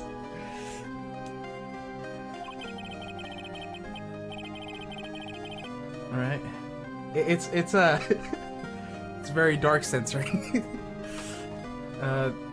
The world she turned pitch dark. That's according to Adriana Andrews herself. Then that means her super confident attitude. It's all a facade.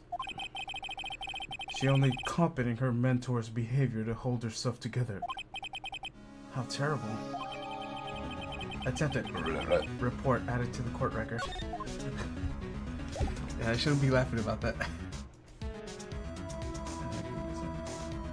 The audio's too low for me now.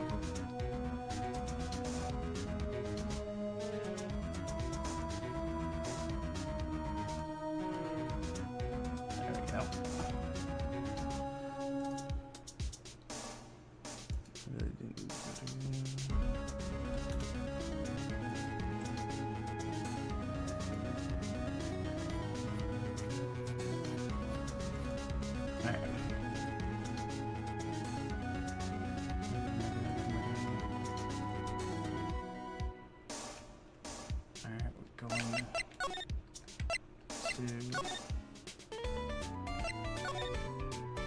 Oh, did you want to hear the audio as well?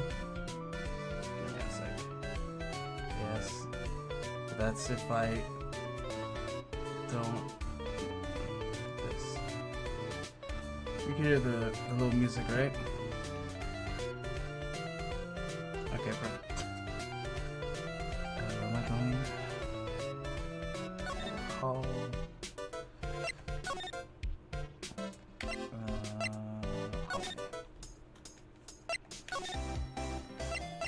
Oh yeah. Oh. Did you want to voice her too? The small child. Like this, but that's small child. All right, I'll voice her. Some when I'm done drawing. Yeah, don't worry. I need to fix your thing before I add you in to OBS so people could hear you in the first place. There we go. It's been so long since people have just heard me. Oh, Mrs. Andrews is here. But it looks like she's talking with someone. That's Francesca von Karma. Mrs. Von Karma? Here's the other person. Remember her? You remember. I'm gonna do the worst accent you've ever heard. Don't worry about it.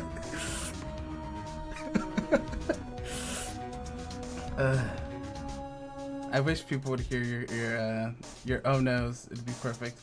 So I'm just gonna unmute you for the reactions. What are you doing here? Well, you see, I'm his lawyer, so you've got some nerve following me around. Following you? That's you, Miss Von Karma. You're the one who's following. Pearls? You're always following after that Mr. Detective and with the little beard. Me? Following little after Scruffy? Don't make me laugh. I immediately just didn't make anything. What are we going for here? Anything. Just make it sound good.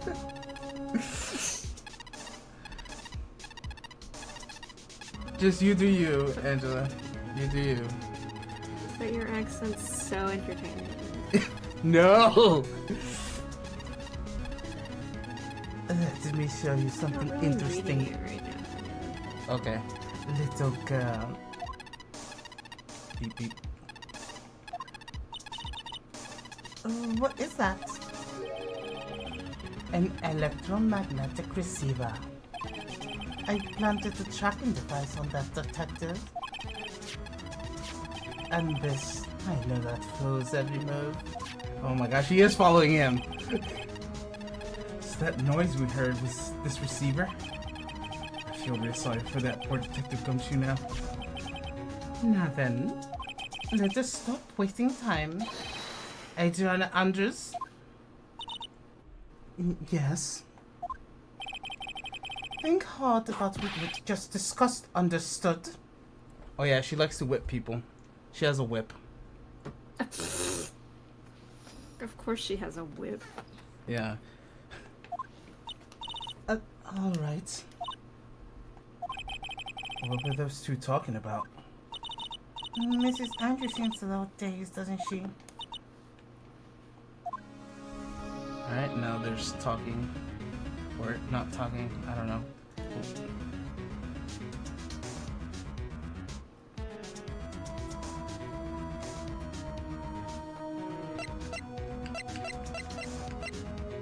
Do I have all that?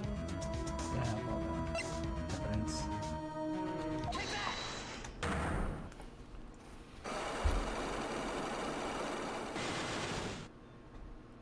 Alright. Motive for murder. Why was Juan Cordera murdered? If you ask me, I think you know the reason he was killed. Why are you hiding things? Don't you realize you're putting Mr. Edward's life in danger by your actions? Why are you asking for which I have no answers?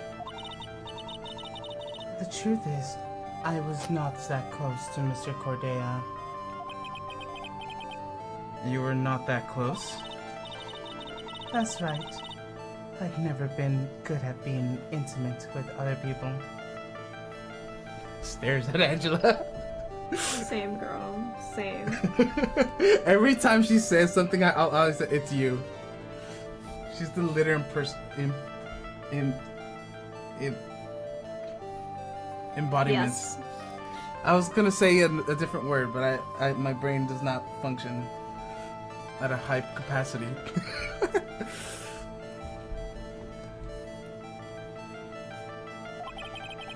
You're not good at being intimate with another person? Somehow I highly doubt that. Alright, what's the...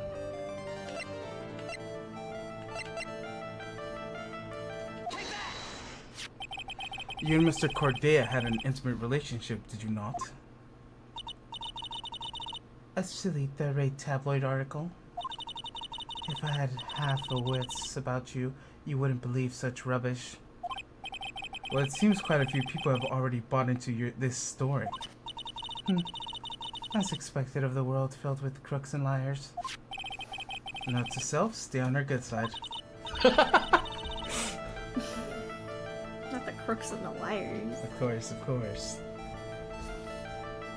In any case, I despise interpersonal relationships like that. I see, however. What if there was a need for you to get close to someone? Me? A need to get close to Mr. Cordelia? As if there was ever such a need. Didn't you get close to Mr. Cordelia for this person's sake? I already know who the person is. Celeste Impasse, your mentor. How did you know about Celeste? Mrs. Impact. She committed, didn't she? But it looks like no one knows why. Right before her death, she was with Juan Cordelia. She was Juan Cordelia's manager. So, I believe you got close to Mr. Cordelia so you could find out more about her. You have a great imagination. You may have a future yet as a slimy muckraker for a preacher third-rate tabloid. Mrs. Andrews, if there was no mystery surrounding her death, none. I feel like you would have been perfect for reading this. Meanwhile, you're just hearing me. I'm enjoying it. Of course you are. It would be pointless for me to force myself onto a relationship for nothing. Is that really true? Was there really no mystery at all?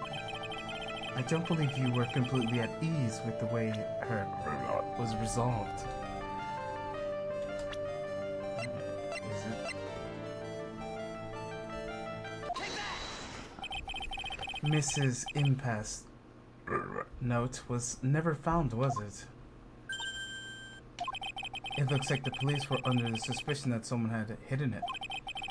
Like maybe the person who discovered her body, Mr. Cordelia. Juan? And Mrs. Andrews, I believe you thought the same thing. That's why you became intimate with Mr. Cordelia. I've sat quite quietly and listened to your insults, ramblings long enough.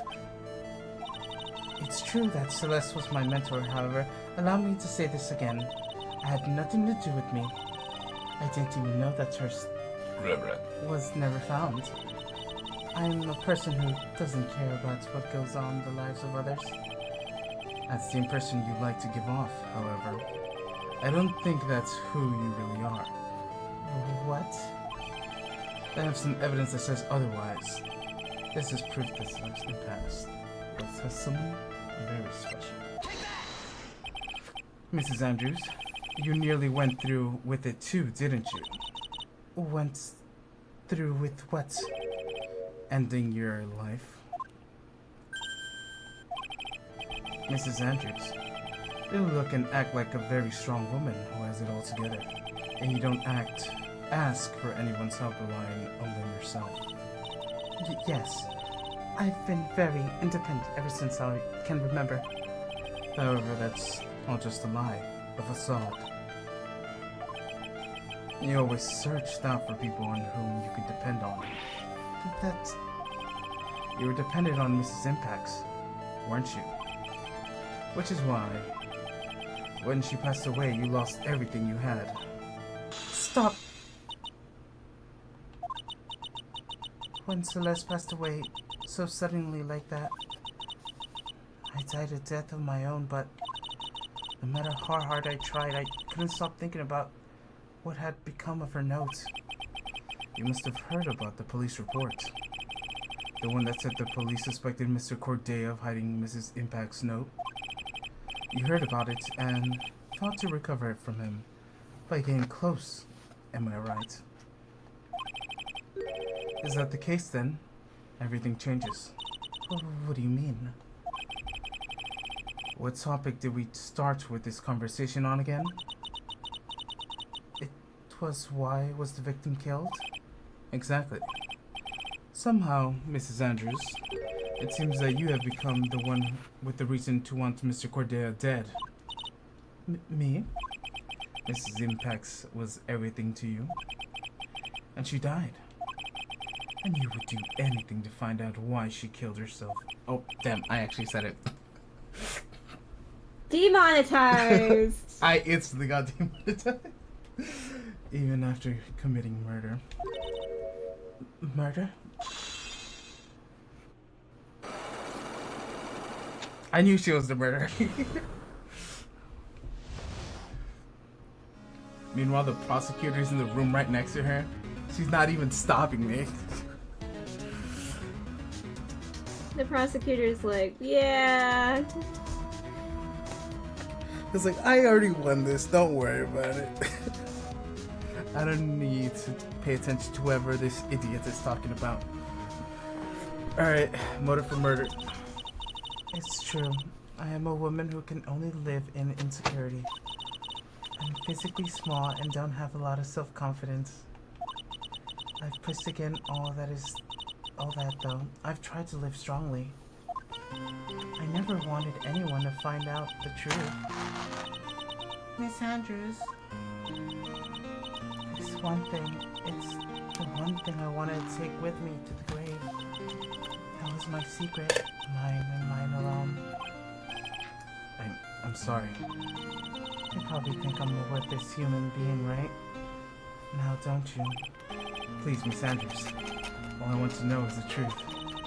I feel like I've been insulting you this whole time. Wow, Ms. Andrews. I came here just... Oh, fuck. Alright. After Celeste passed away, I heard someone had hidden a suicide note. Oh, I said it again. Demonetized! I'm not concentrating. I'm not even reading at this point. I'm just like... Because I auto-scan and then I just go and then I forgot. That's twice in a row.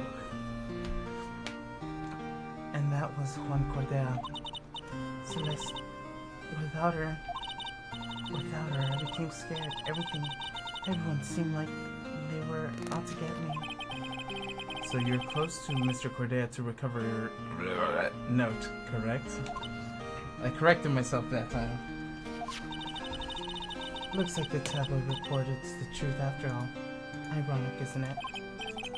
Well, like they say, where there's smoke, there's fire. And if they purposely add fuel to their fire, they keep the celebrity world burning. But as for the note, I didn't and wouldn't kill anyone for it. You liar! Right, Angela? Angela? Yeah. It just doesn't suit me, that's all. Well, that's enough for now. I still have work to do, so I understand. I have one small favor to ask. My attempted. I'd like you to keep it a secret. Mrs. Andrews? If people found out about my weakness, I would sooner choose to than live. Alright, I understand. I'll keep it a secret. Mrs. Andrews, I guess she's the overthinking type. She probably never says anything without carefully thinking it through first.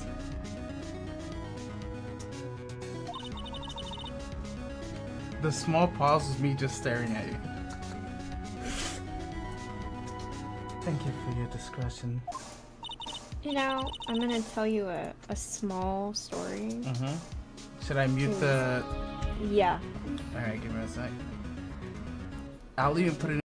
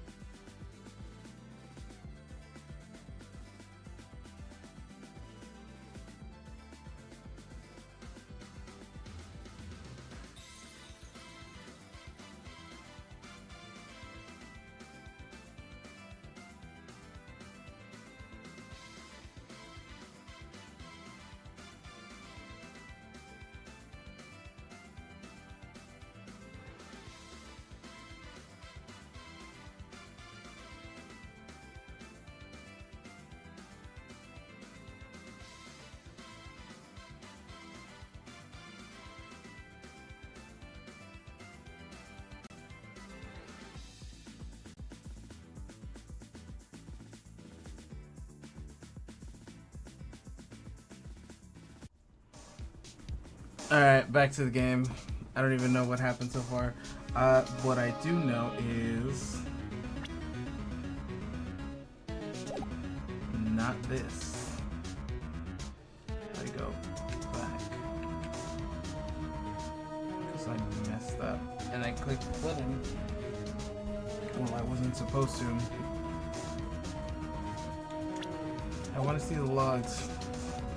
Why can't I see the logs? What is it? Oh, the music. I forgot to remove the music. There it is. Can you even hear? That is the question I should be asking. There we go. Mrs. Andrews has been playing with the card in her hand since a little while back. That card. Yeah, I guess she has. Mrs. Andrew, what is that card you're holding? What? Oh, this? I don't quite know. It just suddenly appeared in my handbag.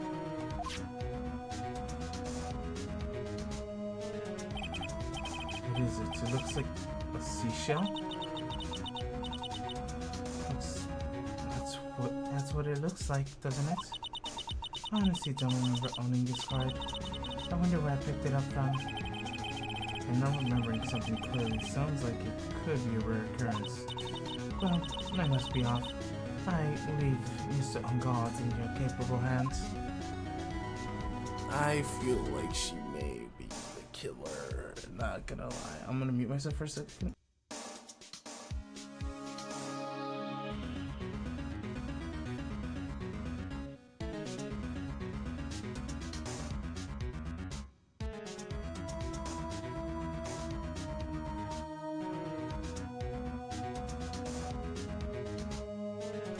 Alright, I moved the mic closer.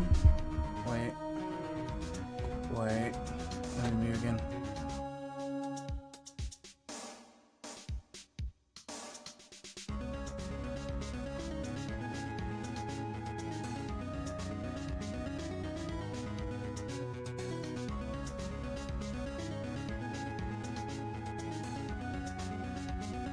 Alright, I am officially back. Okay.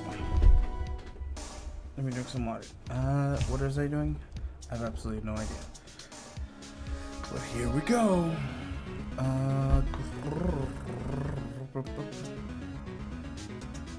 We move on to the hallway. Oh. Well, I think we've gathered all we can. What about Miss Maya? Is she alright? Oh, Pearls, she looks so worn out by all this. She hasn't slept at all, and she's been walking all over the place with me today. What's wrong, Mr. Nick? Let's go back to the office, just for a little while. You're really tired, right? Oh, no. I'm okay, really. I'm fine. I really am. You really don't look fine to me. A small child. Alright, let's move on to the lobby lounge. Let's move on to my house.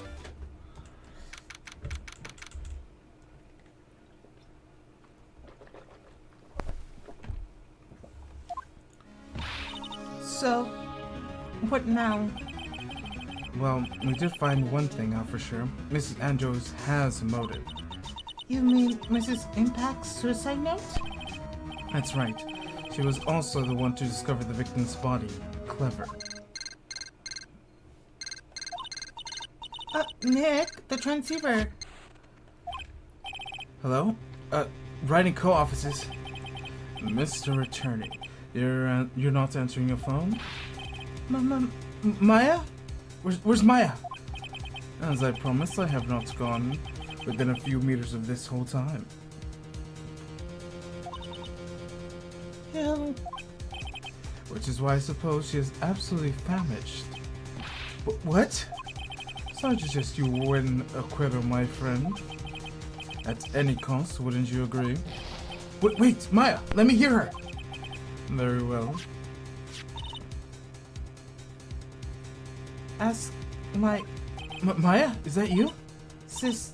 Ask my sis. Maya! Maya! Damn it! He cut me off. Mystic Maya said to ask my sis, didn't she? Sis? What she mean by that? Come on, Phoenix. You're a hopeless one. Sorry? That looks so weird. Mia? I have a message from Maya. So, come, ask me anything you want about her. I don't like it. It looks so weird. How's Maya? She's safe for now. The kidnapper is one to keep his word, it seems. I'm glad to hear she's safe, but Mia, how did you know? As soon as she was locked up, Maya called for me. I heard the note she left. And then I gathered as much information about her surroundings as I could. I didn't know you could use spirit channel like that. Pretty smart of her. The kidnapper, what's he like? I don't know. Apparently Maya went to answer a phone call at the hotel and was struck there. And? She didn't see the face of her attacker. Maya's locked up in that very dark place right now. I'll tell you everything I heard when I was with her. When you were with her?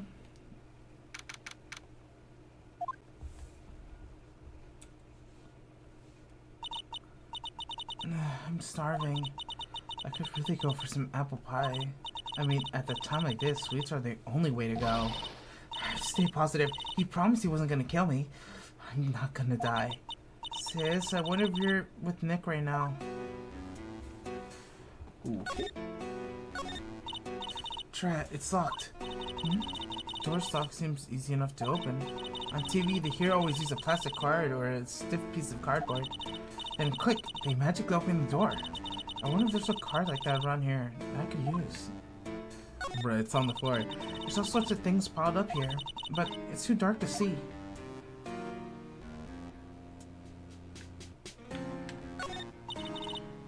It feels like there's a lot of glass bottles here?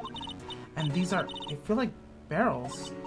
I'll pass. Too bad I'm really hungry and not really thirsty. Huh? Someone dropped the card here? Kinda looks like a business card, but there's no name on it.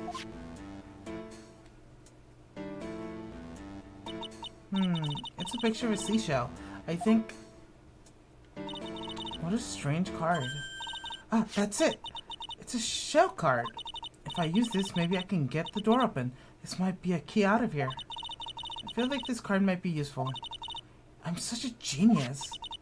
Alright, now if you excuse me, Mr. Kidnapper. I did it! Okay, I have to get the hell out of here.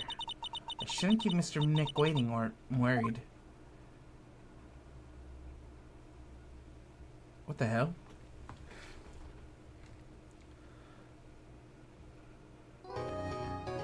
That was weird. That was suspicious. Alright. Time for the trial.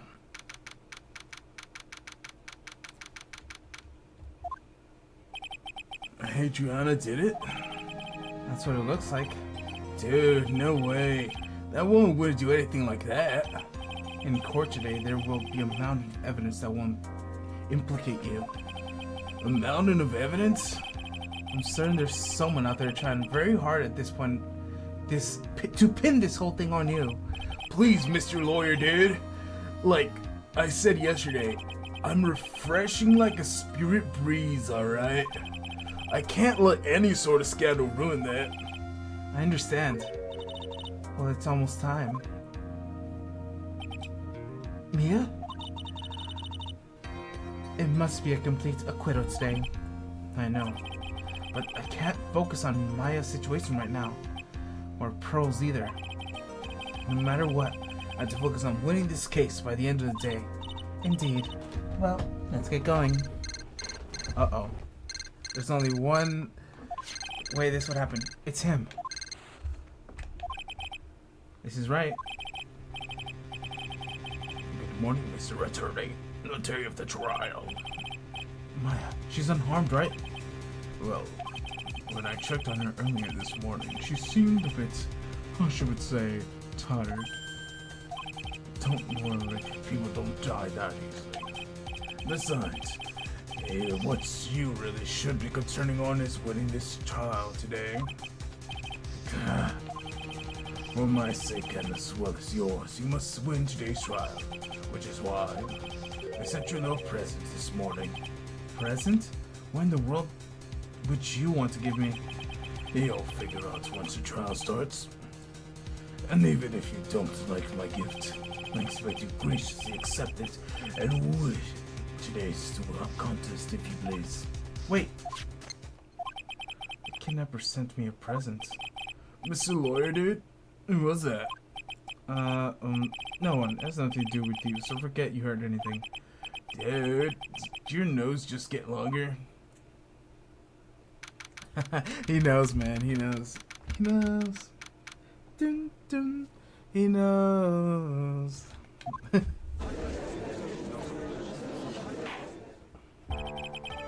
Court is now in session for the trial of Matt on God. Are the prosecution and defense ready? Defense is ready, Your Honor.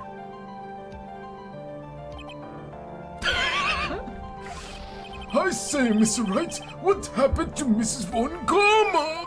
I don't know, Your Honor. Why are you getting mad at me? Your Honor. Please be quiet, bailiff. Court is now in session.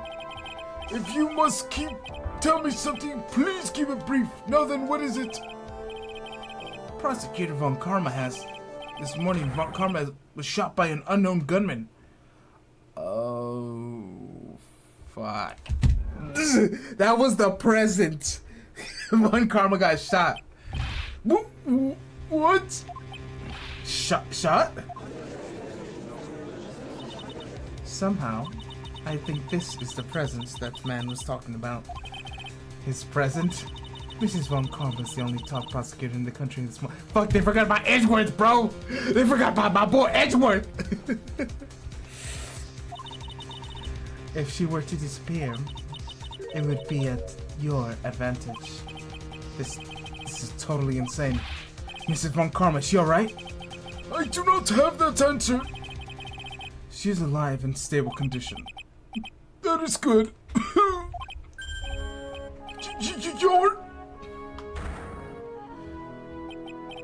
Your Honor, due to the circumstances, Miss Francesca Von Karma cannot appear in court today. I, Miles Edgeworth, will be taking her place. Is he working with the murderer? And the prosecution is ready, naturally.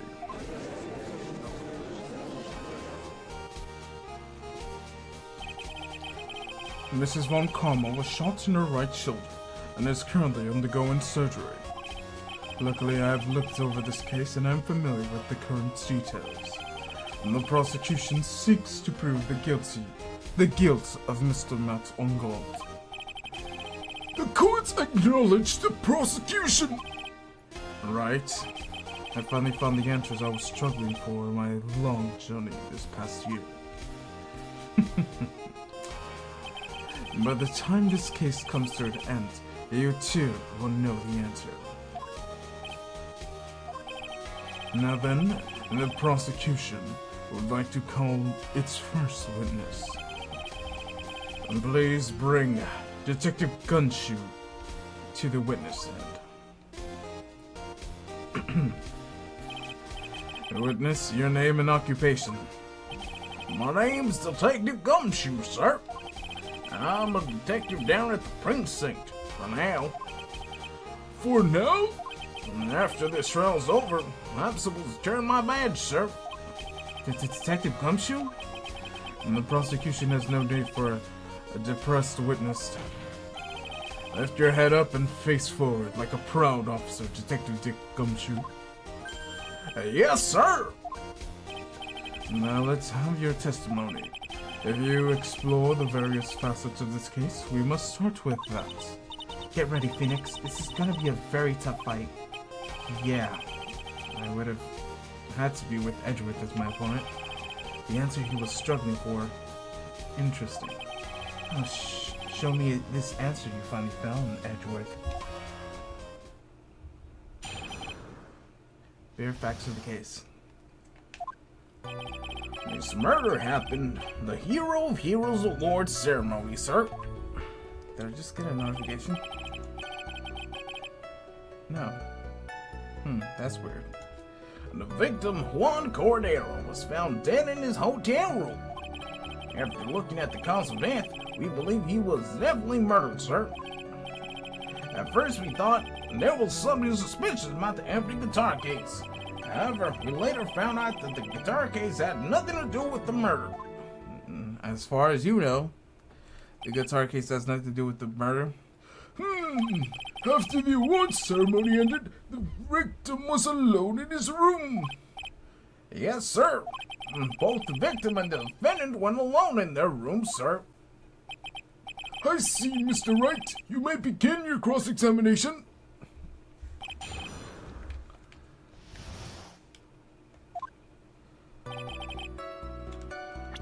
Oh. Would you please give us a brief timeline of what happened after the ceremony? Okay, pal. The ceremony started at 6 p.m. It ended around 8 p.m. And then there was a short break. A special post-ceremony show that's supposed to start at the lobby in 30 minutes later. And that's when the victim's body was found, correct? Which is to say, the murder occurred within the 30 minutes break period. Then please continue with your testimony, detective. The victim, John Cordero, was found dead in his hotel room. The person who discovered the victim's body was Adrian Andrews, correct? Yep. Who is this Adrian Andrews you're talking about? She's the defendant Matt's on-guard's manager. She's a pretty lady, sir. Oh, so she's a pretty lady. I wonder if she'll brace us with her presence. When the post-ceremony show was about to start, she went to Mr. On-Guard's. After visiting the room, she next went to the victim's room to get the show, sir. I see. And when she found the victim's body... After looking into the cause of death, we believe he was definitely murdered, sir. And the cause of death that's because Mr. Cordia was stabbed in the chest? Only the careless amateur will believe something so perilous as that, pal. Take a good look, hard look at the crime photo. Now, the real pro's attention would have been drawn here at his bandana. Banana? His bandana, sir. That's the thing wrapped tightly around his neck, sir. Ah, yes, I see. His banana-scented bandana. Then, what about the knife? It seems he had been stuck in the victim's chest on purpose after his death. What a crafty murder on our hands here. Autopsy report added to the court record. At first, we thought there was something suspicious about the guitar case. And why do you think that? Because it was empty, man. A jamming ninja doesn't go anywhere without his bright red guitar, and we couldn't find anything anywhere in the crime scene. Oh, how about this theory? A fan really wanted the guitar and went to the crime to get it. How's that? We thought that too, but there's only fingerprints on the guitar case were the victims. Only the victims, huh? I see. So much for my theory then.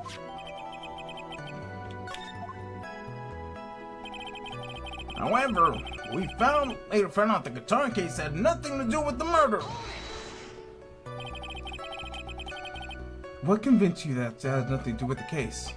The guitar case wasn't at the Gatewater Hotel that night.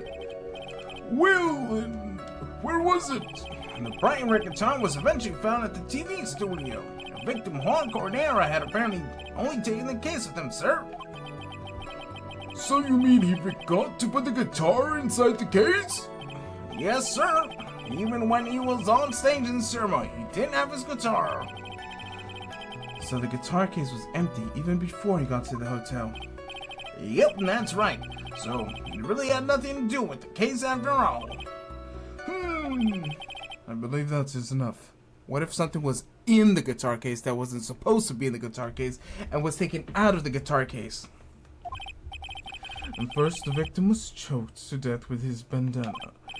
After that, the victim was dead. The killer deliberately stabbed him with a knife. Which brings me to my next point. Why then did the police arrest Matt on guard? Because there was a reason enough to suspect him. Here it comes. Looks like Edward's back on full swing. Very well, Detective Gumshoe, please testify about this matter. Yes, sir.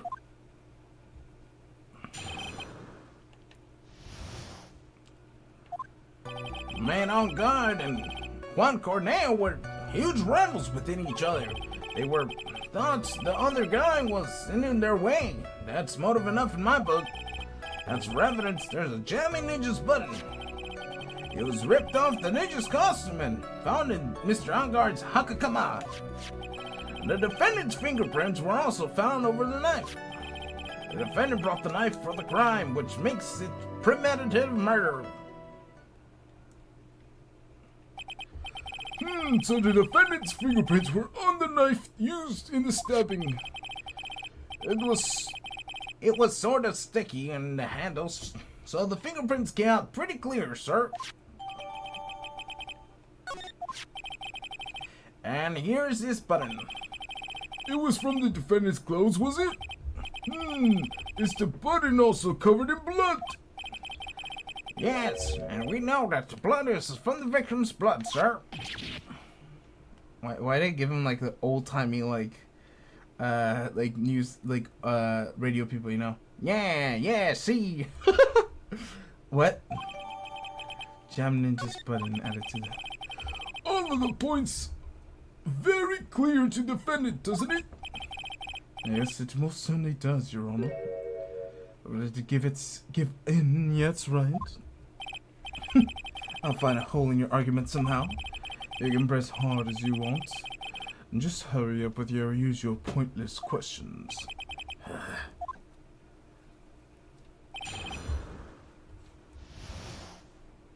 Give me a second. I just need to do something real quick.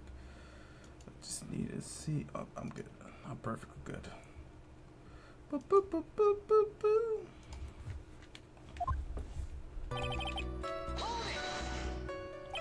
But in terms of popularity, Mr. Onguard won, did he not? Yeah, but you know, what's ironic, pal? Mr. Juan Cornell was always the one stepping behind Mr. Argon and everything. This year it seemed like he'd finally caught up, ready for a big final showdown. But Mr. Cornell lost the Grand Prix in the end. That's so bad. He must have been pretty downhearted after losing. They then thought that other guy was in his way. That's smart enough in my book. Just wait a second here. Mr. Arngard was beating Mr. Corday in the popularity polls. Well, yeah, I guess, but...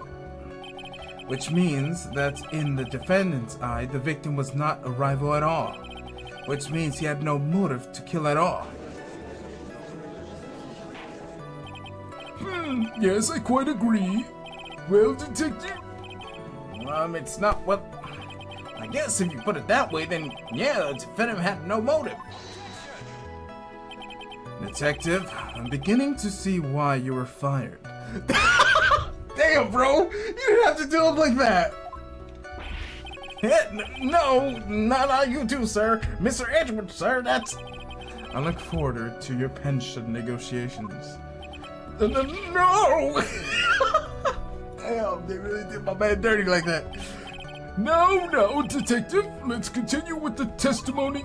No, not my poor pension too. Detective, if you value your money, I suggest you proceed. Yes, sir. If we talk about my pension later, sir. What about what I was saying? Hello? Anyone? As for evidence, there's the Gemmy Ninja's button. Do you have any proof that the button belonged to the victim? What you mean, pal? Let me put it in this way. I'm asking you if you have any evidence to back up your claim that this button was ripped off of the Gemmy Ninja's costume. But can't you just tell by looking at it? And the victim's blood is on it? Anyone could have smeared blood on that afterward. Mr. Edgeworth, help me, sir! I'm like, this man's insane! Alright, I knew it. It had to be this piece of evidence. Now to reel it in. Thread. Huh? The button was attached to the costume by thread, obviously. And the thread snapped when the button was torn off. If you match the ends of the thread of the costume with the thread and the button, it's a perfect match. Yeah, that's it. It's a perfect match, pal. That's Edgeworth for you. He never misses a beat. It was ripped off the ninja's costume and found in Mr. Ungod's Hakakama. When was this button found? And pretty soon after the body was found, we rounded up everyone who knew Mr. Cordero. And then we did a search on them all. That's when we found the button. So it was almost immediately after the murder. The police didn't have that free time to lollygag and play tricks like some people. Hey, what's he trying to say about me here? The defendant's fingerprints were all over the knife. How are the fingerprints arranged on the knife? What do you mean, pal? By examining the fingerprint, you can determine how the defendant held the knife. For example, was he holding it normally or overhand? Oh, is that what you meant? Well, we didn't actually think of that. I can't believe this bumbling of this department. Hopeless. You're paying attention to the testimony, right? The defendant's fingerprints were all over the knife. There's no way to determine how the knife was held at the moment of the murder. So the defendant is the owner of the knife, then? The defendant brought the knife for the crime, which makes it premeditated murder. There's no way that this was a premeditated murder, even if he brought the knife. I'm sorry, pal. This isn't some pocket knife.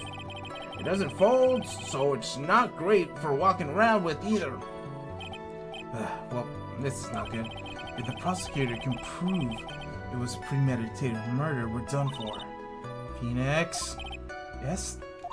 There's something very interesting about what the detective just said now. Think carefully before it's too late. A button covered in victim's blood and a knife with Elmgard's fingerprints. Be grateful if the judge were more rash, he would have already pounded his gravel in closing. We're still in a world of trouble. Well, before any battle, you must find your enemy's weakness. So let's find the weakness in this testimony, no matter how small it may be. Okay, Phoenix?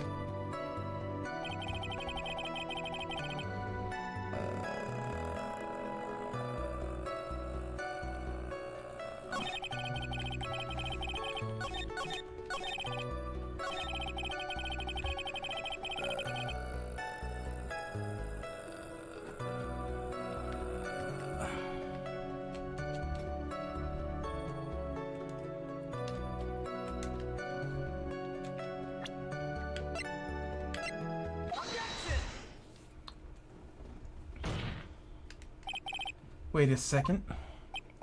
Well, what? So the basis of your argument is that the premeditated murder is simply that my client brought a knife beforehand? That's right, pal. The defendant Did not bring this knife. Did not buy this knife. Huh? Take a good look at the handle of this knife and you'll see what I'm talking about. Huh? It has Gateway seal set on the handle. Gatewater? I think I've heard that name somewhere before. That's the name of the hotel, the Gatewater Hotel? I don't know. The murder knife was actually property of the hotel, which means this murder was not premeditated. Damn. Yes, this is very true. This is very big. Well, what is it, Mr. Edgewood? I'm sorry, but the defense is simply too careless. What? I think whether the crime was premeditated or not has already been determined. How so? I admit this knife is a hotel property. There is no one currently in the police force that is dumb enough to not realize this. But I did. I mean, And the question is, where did the knife come from? Why, isn't it obvious it came from the victim, Mr. Corneo's room? I'm sorry, Your Honor, but that is incorrect.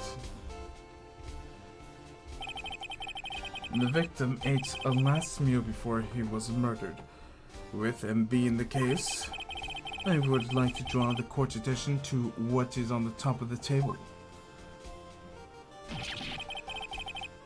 There is a knife and fork on the table. Then, where in the world did this knife come from? If it please the court, I would like for us to recall the room of the defendant, Mr. Matt Ongal. Especially what is on top of his table. There's something missing, perhaps. Is it a single knife? We investigated the leftover dishes for the fingerprints, and while we were investigating, we came to the conclusion that Mr. Matt Ongal's knife was missing. Mr. Ongald has gone to the victim's room with the knife he had used during dinner. Why would he carry a knife to a visit? To kill, of course. And with that, I believe the prosecution has proven that this was premeditated murder. Amazing, Mr. Edgewood. Absolutely brilliant. A brilliant, clear deduction. It seems Mr. Edgeworth had this planned from the very beginning. That must be one of those traps I had just walked along into. A murder weapon with a fingerprints and button from the victim's costume. There is quite sizable amount of evidence here. I can safely say that any further deliberation is a waste of time, Honor. Although, I wouldn't mind if the defense were to present evidence not yet shown to the court. Evidence not yet shown? He means evidence the court hasn't seen yet. In other words, new evidence. What does the defense have to say about this, Mr. Wright? Well, B-Nex, the judge is favoring the prosecution right now. If we answer with something wrong here, the gravel will be ringing out of the sound of our defeat. Mr. Wright, do you have something important and necessary to present to court? Actually, I do. There is one piece of evidence that catches my attention. Something this court has yet to see. Mr. Wright, I say this is one more time. I do not feel the trial needs to continue at all. However, I'm giving you this one chance and only one. What is the judge is saying, right? Is don't try to pull one of those usual bluffs here. If I mess this up, it's curtain for all of us. You may now present one piece of evidence. Now then, what is this important evidence you must show to the court?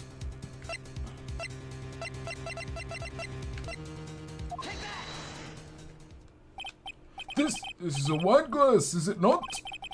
Please look at the photo of the crime scene one more time. The scene is a mess because the victim struggled against his assailant.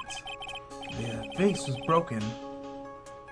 His makeup is all over the floor, and these are all things that were at one point sitting on top of the dresser. Well, yes, I see your point.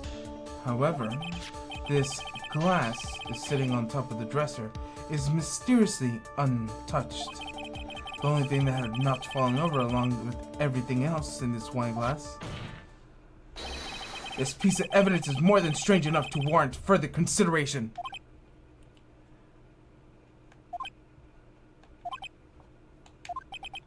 Well, what do you have to say? Well, yes, it is a little peculiar. Yes, it is, isn't it? I thought it was. You could stop looking at me with those puppy dog eyes of yours now, Mr. Edgeworth. What is it, Your Honor? Your opinion? You don't need my opinion, because there is no special meaning to that glass. What? It's safe to say that the glass was set there after the crime took place by the person who discovered the body. Adriana Andrews, for the example. She could have easily been shocked that she set the glass down without thinking. That does sound very plausible, Mr. Wright. Could Mrs. Andrews really have set the glass down without thinking? There's no way. It appears weak here. The trial's over. I can look for proof later on. For now, I should trust my instinct and point with certainty. He might fall for it if you're thought-provoking enough. Yes, bullshit powers activate. The defendant would like to challenge the prosecutor's theory. He would like to see something that proves that Miss Andrews, who set the cup on the table. You've turned the situation on its head yet again, as usual, Mr. Edgeworth. Do you have any proof to back up your claims? There's no way he has any. He's just bluffing. Unlike Mr. Wright, I'd never say anything useless. I have the evidence to support it. What? You're not thinking hard enough today, right? Did you think the wine glass escaped my notice? Then, of course, it's been thoroughly inspected for fingerprints. Fingerprints? And there were only one set of fingerprints left on the wine glass. Only one? Well, whose were they? They were not the victims nor the defendants. Rather, they were the one Adriana Andrews. What? And that is why I said that the person who had discovered the body had left it there. Have we done here, Mr. Wright? I can't believe I fell into another trap. Mr. Andrews was probably holding the glass when she went to go see Mr. Cordell.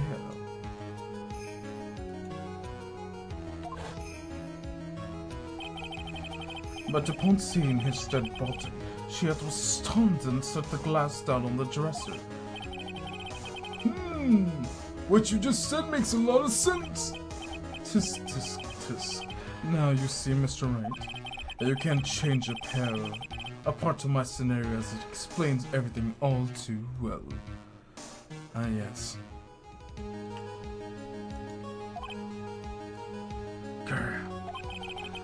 I've thought long and hard about the past year, about what it means to be a prosecutor, and from here on out, I will show you the answer I have to come to discover. Wait a second, Mr. Edgeworth! I think the prosecution has provided enough evidence for me to enter my verdict. Unfortunately, I cannot allow you to pass judgment yet. The prosecution has yet another witness he would like the courts to hear from. Another witness? Yes. Bailiff, please bring in the next witness. What in the world is Mr. Edgeworth thinking? He's trying to get pure, undeniable proof as a prosecutor. Now then, witness, please state your name and occupation.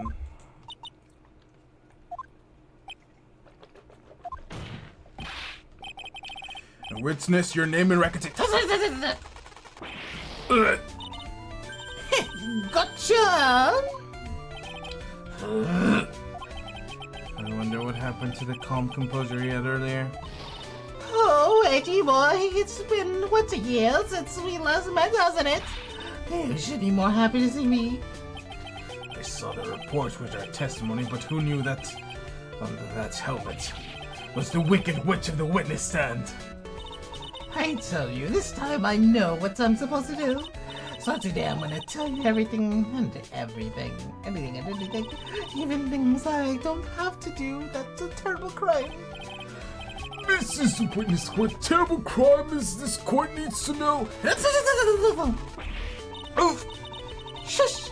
I'm talking to my dear Eddie right now. Don't interrupt us, Gramps. Yes, madam. No. Please, by all means, interrupt her, please.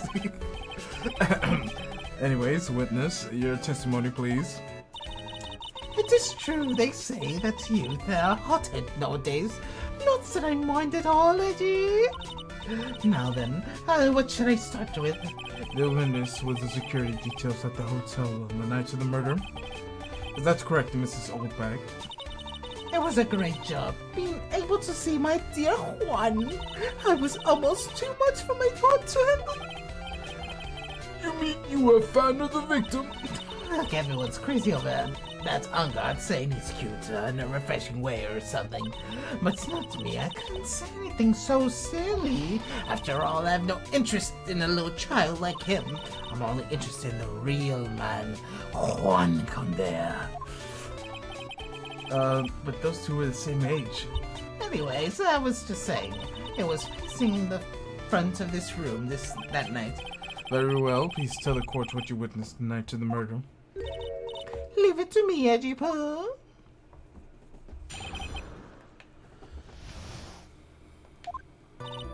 Anyways, after the testimony, I went to the pace around the hallway in front of his room. There was something I was interested in finding out, you know. Well, since I was on the job, I made sure to keep a good eye on the whole time. That's when someone showed up. It was a man coming out of poor Juan's room. It was on guard, Matt on guard. He was trying to sneak his way out of Juan's room. So the on-guard came from the victim's room. See, it must be him. He's the murderer. I see. Well, Mr. Wright, you've begun your cross-examination.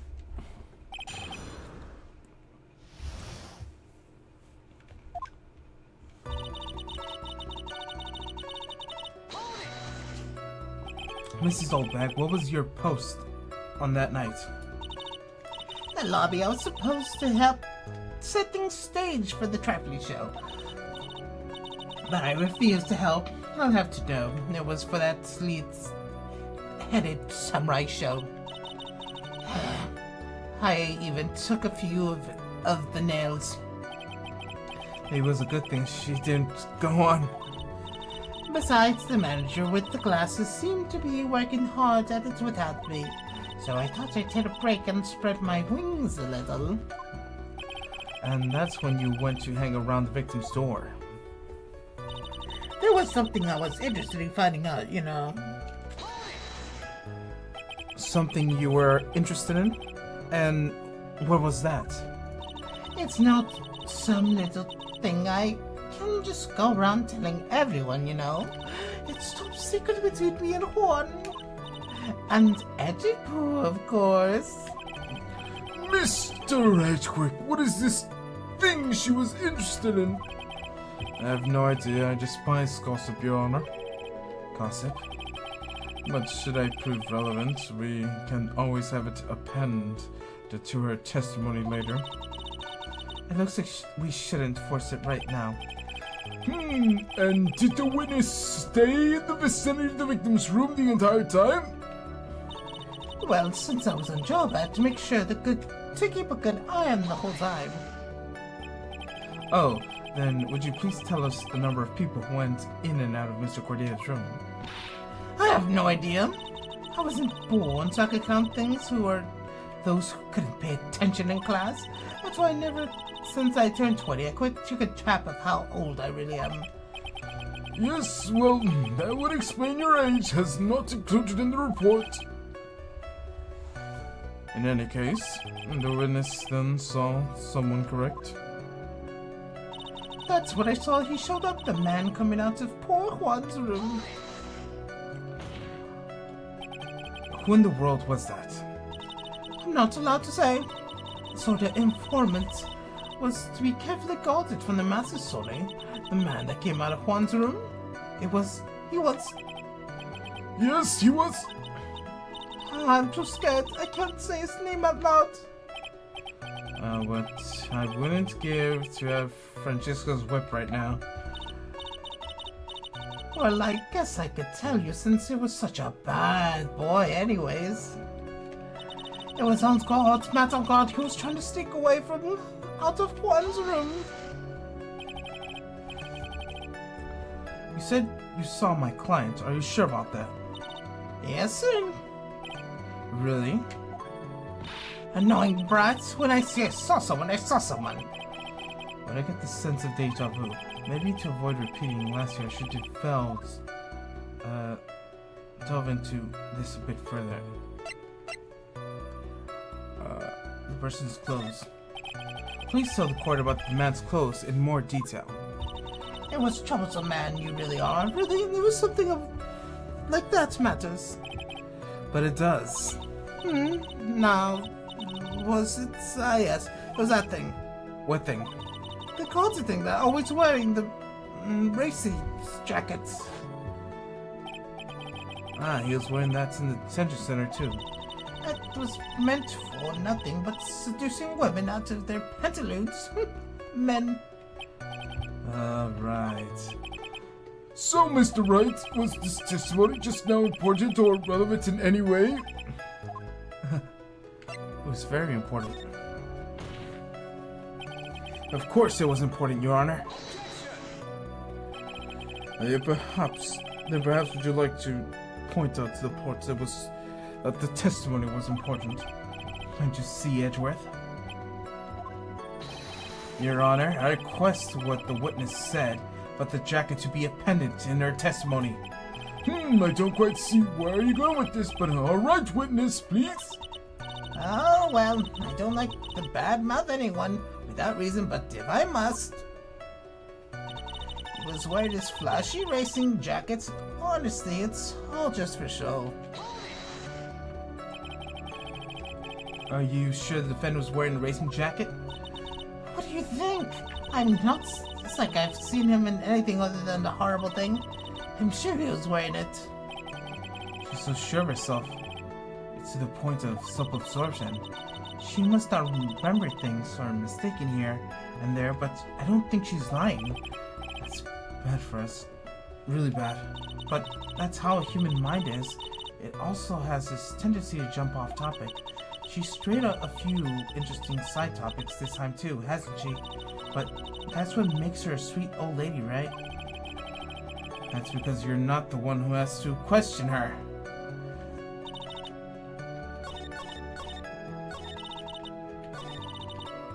Alright.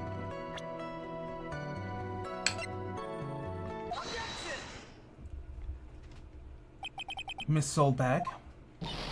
What? Don't say my name for no reason. Do you know what this is? The budget for number 2 of jamming like the ninja's costume. Now I know she's an obsessed fan. She identified it in a single glass. Give it here! Give it here! If you don't give it to me, I'll punish you with this. Wow, she really is a diehard fan. To want a button covered in blood. And this button was discovered on Mr. Ungard's body during a full body search. See? The button proves beyond a shadow of a doubt that it was the Rakuen god. It was caught up in the pleats of Nickel Samurai's Hamakama pants. See? And Ungard the Nickel Samurai? Witness. Now it may just be me, and I do have an active imagination, but just now, didn't you say that defendant Matt Ungard was wearing his usual racing jacket? Ah, I'm so sorry. I'm sorry you judge people based on what they wear. If I wore the trendiest dress, but instead you put up with the ridiculous looking half and you agree, it's heavy. I dream alive in his faces, but you understand now. Take a little mirror.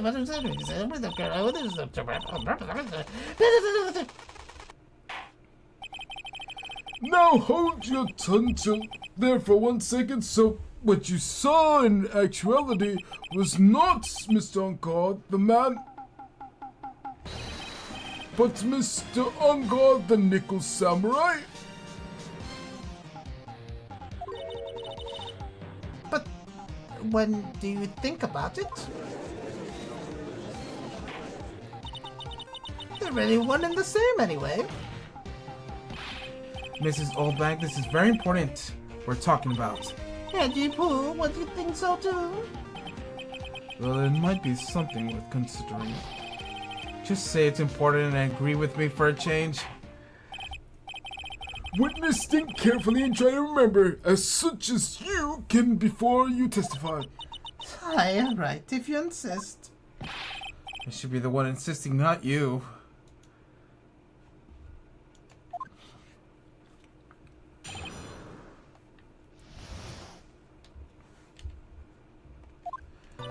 Oh God. And now I remember. The Nickel Samurai, that's right. It was the Nickel Samurai I saw. Yes, it was. Must have been the convenience for him to wear a costume during the murder. He had to go to the post-ceremony stage right after the crime, you know. So he must have worn that Nickel Samurai costume when he stabbed poor Juan. I knew it. I knew you'd say that he was inside that costume. What? Did you think he would have been somewhere else instead of that costume? Don't be a little bad, little boy, thinking such rude things. But the possibility does exist. Hi, youngest day. I told you there's no way it could have been anyone else. How do you know that? Because I said so, and that's what the truth. At least she's just as delightful a witness as she was a year ago. Mr. Wright, you may cross-examine the witness.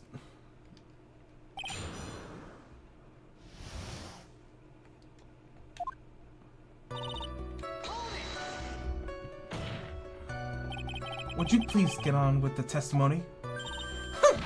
What's your language, young man? Have you said it tone where you take with an elder? The euphemism isn't what I used to be, but you should forgive me for everything and everything. You're walking at me with everything singing the top of my lungs. Huh? What? A striking figure of the sea, standing of all alone. He is the Nickel Samurai. Is she actually singing? Someone help my poor ears. Mr. Edward, can you please do something about this racket? Witness, I give you a piece of gum later if you'd be good and stick it to the facts. Okay, you promise, right? Right. I'll be sending the bill for the chewing gum to your office at a later date. Remind me to send you a thank you note later too, Edgeworth, old chum. The Nickel Samurai, that's right. It was the Nickel Samurai I saw. Be a little careful with your testimony, please. Not long ago, you said he was wearing a racing jacket, and now he's not? Not that long ago. Then let me ask you this. When you were itty bitty, what's your grand dream? Huh? What did you want to be when you grew up? Whippersnapper? My dream, huh? Well, I wanted to be a Judge Wagner, hero of the public court, so what? See? Look what you are now. You're not Judge Wagner, are you? Well, what I said earlier. Who puts any weight into things like that? And now is everything that's held responsible for the past. since when did the court become theatrics over testimonies? All that matters is the man who was inside the costume. Isn't that enough? Yes, it would have been convenient for him to wear his costume during the murder. And why would that be? That way no one could see his face, of course. But there's still no advantage for him that I could see. In fact, you would think the costume would make him stand out all the more. You are such an annoying child, you know that. You will disagree with everything I say. Isn't that what you're always doing to me? I call this maybe it was more troublesome for him to change in and out of his costume. Was there anything else scheduled to appear at the post-ceremony show? Well, that the contestants were supposed to go on stage for a friendly gesture thing. And that includes the jamming ninja? Of course it included him. That's why the guard came to the Juan's room. It didn't give him a second thought. I see. Well, anyways. So then they warned the Nickel Samurai's crew with just that poor Juan. So, let me ask you one last time. The person you saw was really the Nickel Samurai? As showy as ever. Haven't I been saying that from the very beginning? I throw the towel yet? Don't need to think too hard on this one, huh? There's a contradiction in her testimony. It's sitting in plain sight. The question is what the contradiction means for us. We'll have to figure out what you're talking about, but okay. Fuck.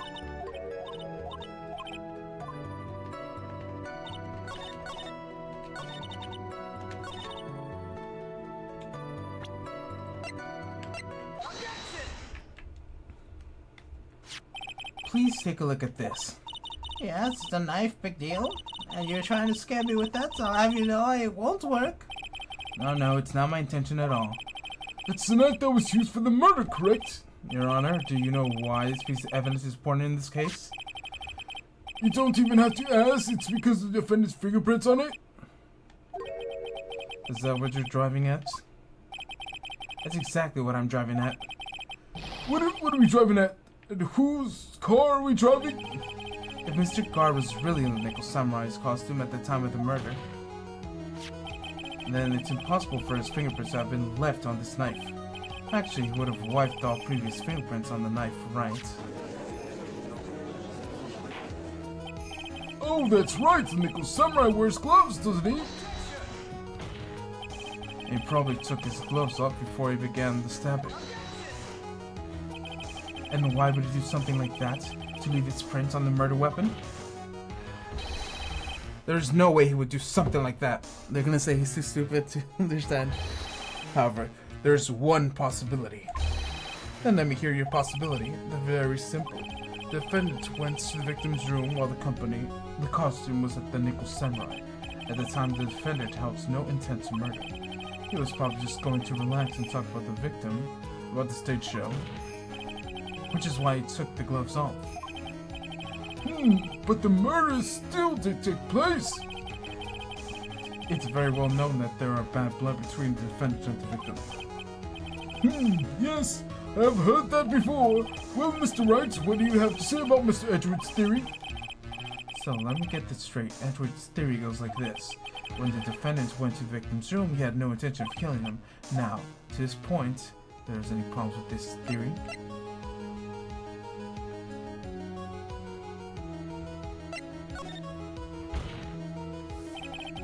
The theory contradicts something in your earlier testimony. What are you babbling about? Now, for argument's sake, let's suppose Mr. Angard was the killer. If that's the case, I think it's impossible for the killer to have gone to the victim's room without intent. The knife that was used by Mr. Angard at dinner. Yes, that we established that. Which means that my client was in fact the killer. Then he brought the knife with him when he went to visit Mr. Corday, I suppose. However, you said it yourself. At the time, the defendant held no intent of murder. If that were true, then why would he bring a knife? He wouldn't, would he? Which means, Mr. Edgeworth, your theory was flawed from a supposition one. And one more thing. If the murderer was wearing a costume at the time of the murder, then there would be glove marks left on the knife. Which means the defendant's fingerprints wouldn't be all over it like bees on a hive. That brings me to the final point. This knife was planted by the real killer to hide their identity and mislead us. Order! Order! I say order in the court! Was the knife really planted by the killer? Why would the murderer do such a thing? To frame Matt Angard. To frame my client, Mr. Angard, of course. To frame? Aren't you forcing the interpretation a little too hard on this one? We just established that the witness saw Nickel Samurai in costume. And if that were true, then there wouldn't be a single fingerprint on this knife. Witness? Looks like I've made your life a teeny bit more difficult, huh, Andy boy? Witness? Witness, what did you not really see the Nickel Samurai? Well, I guess I might have forgotten, but... Are you saying you mixed up Mr. Ungard and the Nickel Samurai, his character on TV? I mean, I can't really do anything about that now. Look, I was waiting around in front of the door because, well, you know, I wasn't waiting around for Nickel Samurai, and that's for sure. She wasn't waiting for the Nickel Samurai. Alright then, who were you waiting around for then? That's top secret. Anyone outside of security? I have a feeling that you were waiting for Mr. Juan Cordero. Am I correct, Witness? It's what you think you are, son, amateur. The terrible case in nearsightedness. Haven't you? Me? What am I an amateur of? So Oldbag was waiting around from the front of the victim's room. But it doesn't sound like she was waiting for a catch a glimpse of Mr. Cordea. Maybe Phoenix? Maybe the old bag was waiting for that person. If it's who I think Mia's hinting at, it's certainly possible. Okay, old bag. You're waiting for this person to come out of the victim's room, weren't you?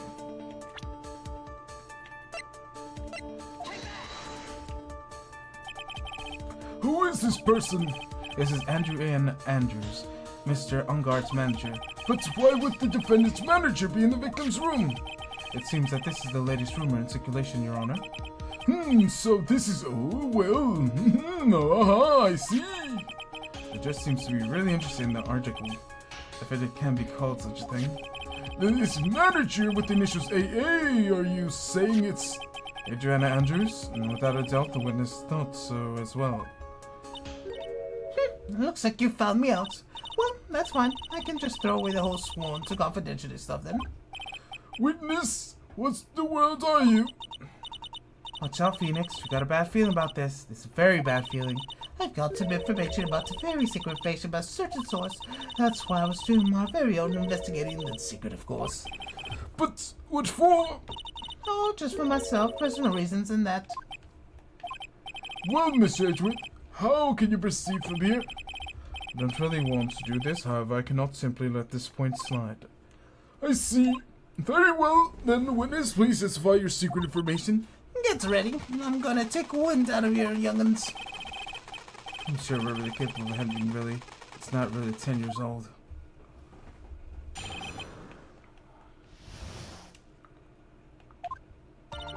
Niangard is an evil one, evil man. He ought to be ruined, poor Juan, by causing a huge scandal. So to do that, he set his own marriage to get close with Juan. I cannot condone such dirty tricks, so I took action. Oh, and the top secret you got that nobody else should know about this, okay? The defendant sent his manager. What a distasteful topic in this court. What's no but above gossip? And this isn't anything saying its truth, never is pleasant. Never heard this one before. Mr. Edgeworth, what is Adriana Andrews' person? I've looked into this matter and found the truth the article proposes is the fact-basis gossip. What should this be true? And this proves that defendant did bear ill will towards the victim. That means I have to smash the rumor once and for all. Now then, Mr. Wright, you may cross-examine the witness. Be careful, Miss Obat seems rather excited right now. That's right, Ungard is nothing but a savage, foul-mouthed youth. Well, what old says goes, and gotta burn old bags with fire. Time to fire up the afterburners and hit the highway with this danger zone. What the... So many references there. No. You can't put something like that without proper proof. That's just slander. But it's true. That woman was almost intimidated by the poor Juan. Look, this is right here, doesn't it? Manager in the stars, AA. But the name of the magazine came up with is Gossip Land. Oh, what are you saying? That this gossip is all packed with lies? What do you know? I suppose next you're gonna swear to me that this news is 100% true. Huh? Honestly, Sonny, you can't discriminate between news and gossip. Yes, discrimination is bad, Mr. Wright. Discriminate? When did I do anything like that? Anyways, I'm glad would never let me to say touche. A scandal? What do you mean by that? You're a dim-witted one, aren't you? I can't believe you don't know what a scandal is. Honestly, what they're teaching in middle school these days? No, I wasn't talking about the word scandal. I mean, I know that much. Well, Mr. God told me he would own a monopoly on popularity. You don't have a proof that Mr. Ungar did any of such things. You must be suffering from shock, the shock of hearing the truth. And now, since you're so much in shock, you can't do anything right. You're right. I can't do anything. Oh boy. But boy, do I wish I could do something about you. Alright then, Sonny, show me what you've got. Now can you show me proof that Ungar didn't bear any ill will to one?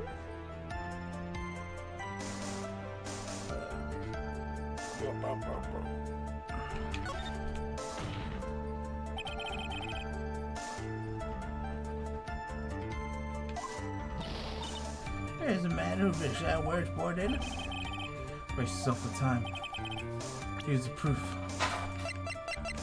Oh wait, Momo's here. Hello?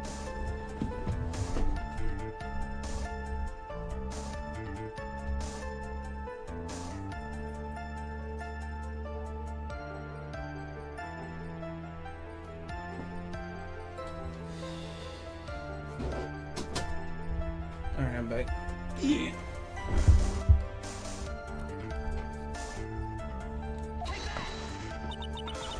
Is that what you could take from here, Reggie Boo? What are you handing me over for? So you can give that haggard buffoon balloon boy a message for me, please? Tell him no matter what he does, the only thing he's good at is failing. Huh? What has she said, right? Should I call you a balloon boy? Baboon boy? I agree, this much piece of balloon boy. Did I just get a new nickname here? You lecture me without proof? I'll give you free pass for silly boy. What am I missing here?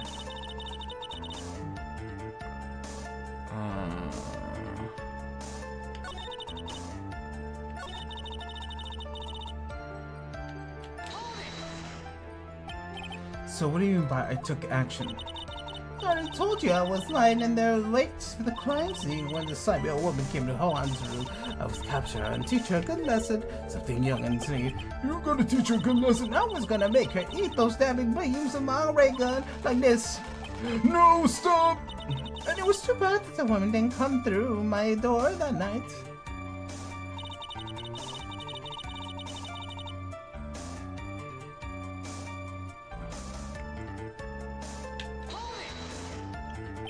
Wait. What? Well, it's a woman with the kids over. Secret information that no one else knows yet. Is that true? Then how do you know this secret information? Oh, well, that's because I'm a pro. Yes, that's it. It's a secret to everyone in the drill hole. In the world does old man get such a secret piece of information? So no one's supposed to know the secret information, correct? It's true, then how do you know it, Miss Oldbag? What are you looking at me like that? Stop it. Witness? I hate it, but you're quiet.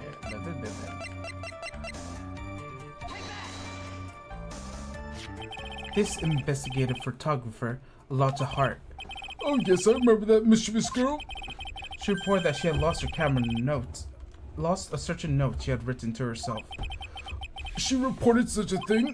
On the piece of paper, she had written down some of her her interpretations about the relationship between the victim and Miss Andrews.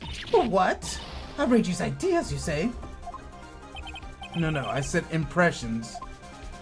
That everything written on this piece of paper is completely meaningless? That's it. That's the note. No, you see, this is completely different thing. Different. This is my top secret list of groceries to buy. Then you're the one who took Mrs. Hart's notes? I'm a huge fan of Horns, that's why. It's Fabia's puffy-haired whippersnapper. She worked with that evil Engard, and she said to herself, Miss Engard, I'm his psychic. And I'm so happy smiling like a silly duck. I was only checking that she had...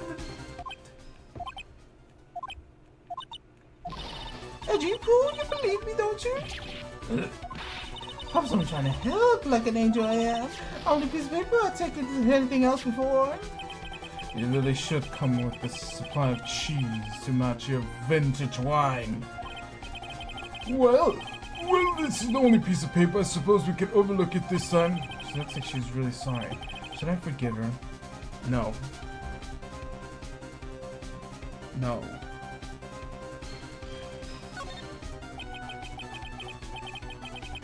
I felt this. If I let up on her now, she'll get away. I have to find some way to inflict a deafening blow on this prosecution. Witness, you said that there was one thing you stole. Was that note? Is that correct? Stole? Why don't you listen more carefully, you annoying brat? I saved this piece of paper from a terrible, lonely trash can, that's all. You're lying, damn it. And I can prove it. You're putting my credibility under scrutiny again?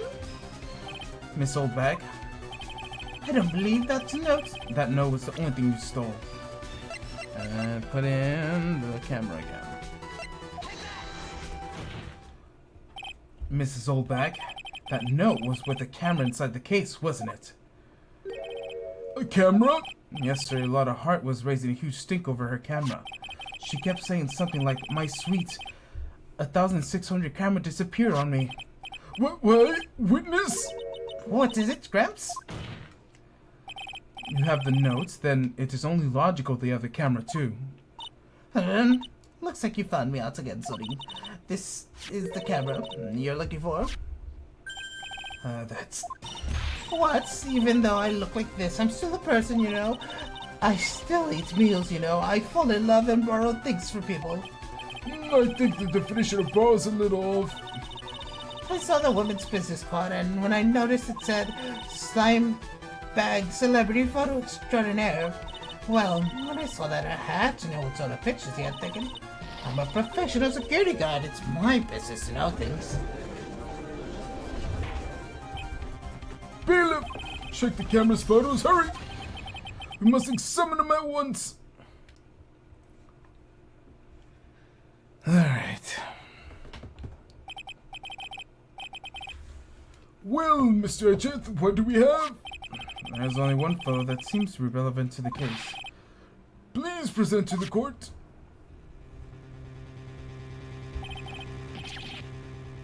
This is the Nickel Samurai. See, I told you what there was that guy I saw. This proves the witness is not lying about this matter. What does this mean, Mr. Edgeworth? This photo by itself does not prove that the person inside is defendant, however. In his own confession, Mr. Ongar clearly stated that at the time of the murder, he was still in the Nickel Samurai costume. If that is the case, then this Nickel Samurai is the defendant. How did it come to this? Do you think this brings us to the end? We have examined every piece of evidence throughout. Finally comments Mr. Wright. The court to consider them before we close. Do you agree this photo is decisive evidence against your client?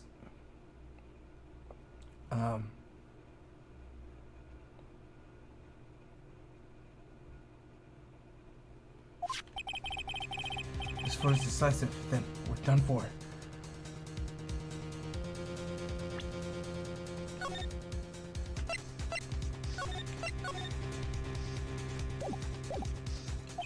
But I could raise an objection here, I'll blow it, and I would put Maya's life in jeopardy. Can't make a mistake here. There's only one road out of this mess. This photo that Lotta took there. Something strange about it.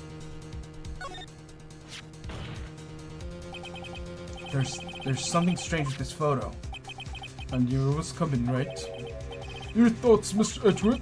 Right, there we go. I'll agree that there's something strange with this photo. There's no way that the defense debuked the photo even with a debunker. Debunk with a debunker? imposter? Is that what you're planning to do, Mr. Wright? Anyways, please look at the photo one more time. If you believe you can honestly find something wrong with this photo, then you should need one chance, correct? Well, I have to find something wrong with the photo. I can't let this chance go by. Who the heck is to take this photo away from anyways? I can find focus. Why can't you just take a good shot, especially when it counts? Now let's hear your objection. What's strange about this photo?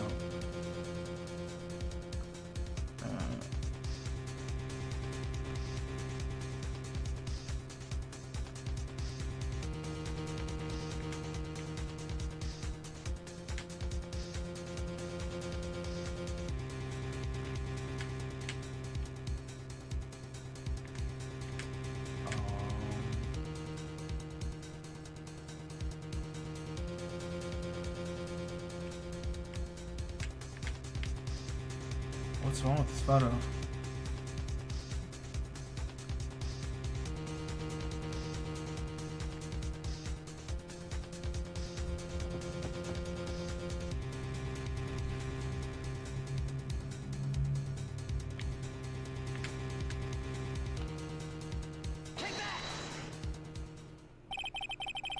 I would like to direct this in right here.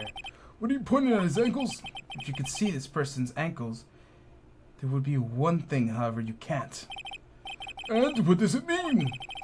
The costume person in this photo could not have been Mr. On Guard. What is the meaning of this? I wonder if you could care to laminate with its actual facts as it is. Let's take a closer look at Nickel Samurai's poster. Please pay attention to the area around the bottom of his hamaka. His socks! You could see his socks! Exactly. However, in this photo,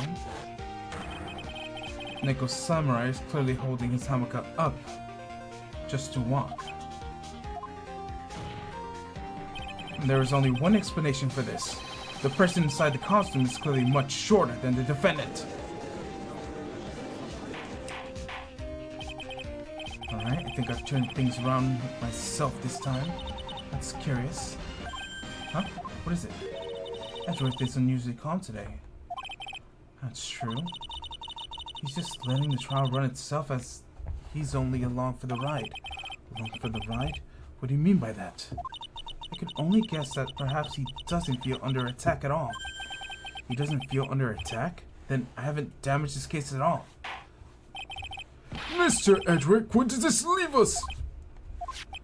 If this person in the photo is not met on guard, then everything the prosecution has tried to prove has become meaningless. I figured this would come to this. What? Alright, I have something I want to ask you. I think you have proven the person inside the costume is not met on guard. In that case, who is the photo of?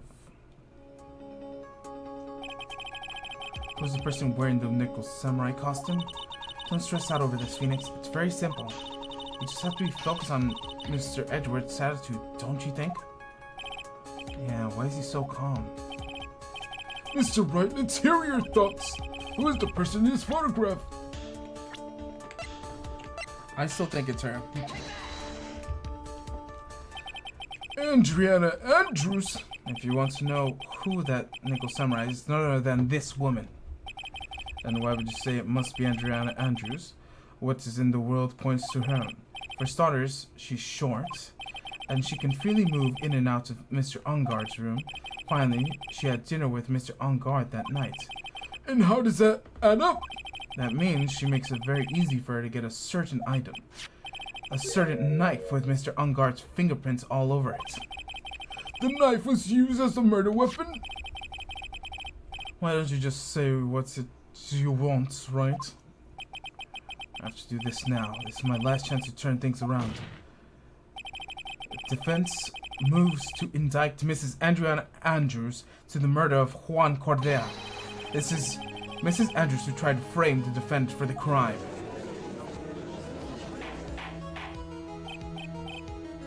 Order! Order! Order! It looks like this trial has hit the most unexpected development. Mr. Edgeworth. Yes, Your Honor.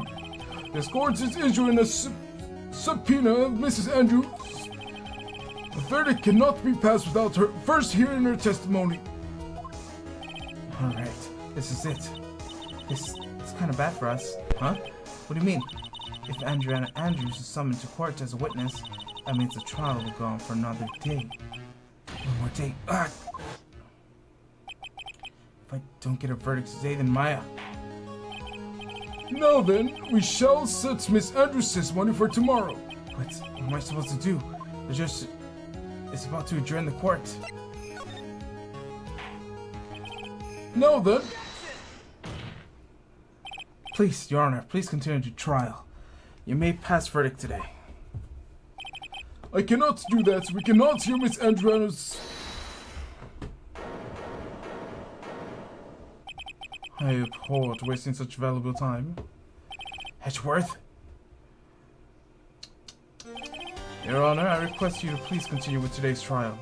But we cannot continue due to the unexpected development. Just unexpected development. I think you underestimate me, Your Honor. And what do you mean by that? That Mr. Phoenix Wright would slave his way to subpoenaing Miss Andrews all happening according to plan. Even Mr. Wright was a bit slow to catch on. What? What?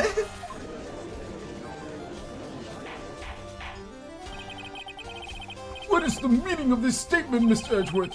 Miss Adriana Andrews is currently waiting in the prosecutor's lobby. And she is the next witness. Everything was planned out from advance by this man.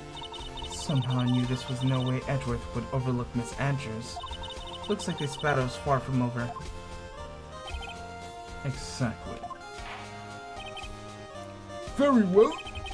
We will call the next witness. However, before we proceed, we shall take a 10-minute recess. Please prepare your witness at this time, Mr. Edgeworth. The court will now take a 10-minute recess. And this is where I will end the stream, and I will see you guys next time. See you guys again for another Phoenix Wright Ace Attorney. Saving, and I'll see you later.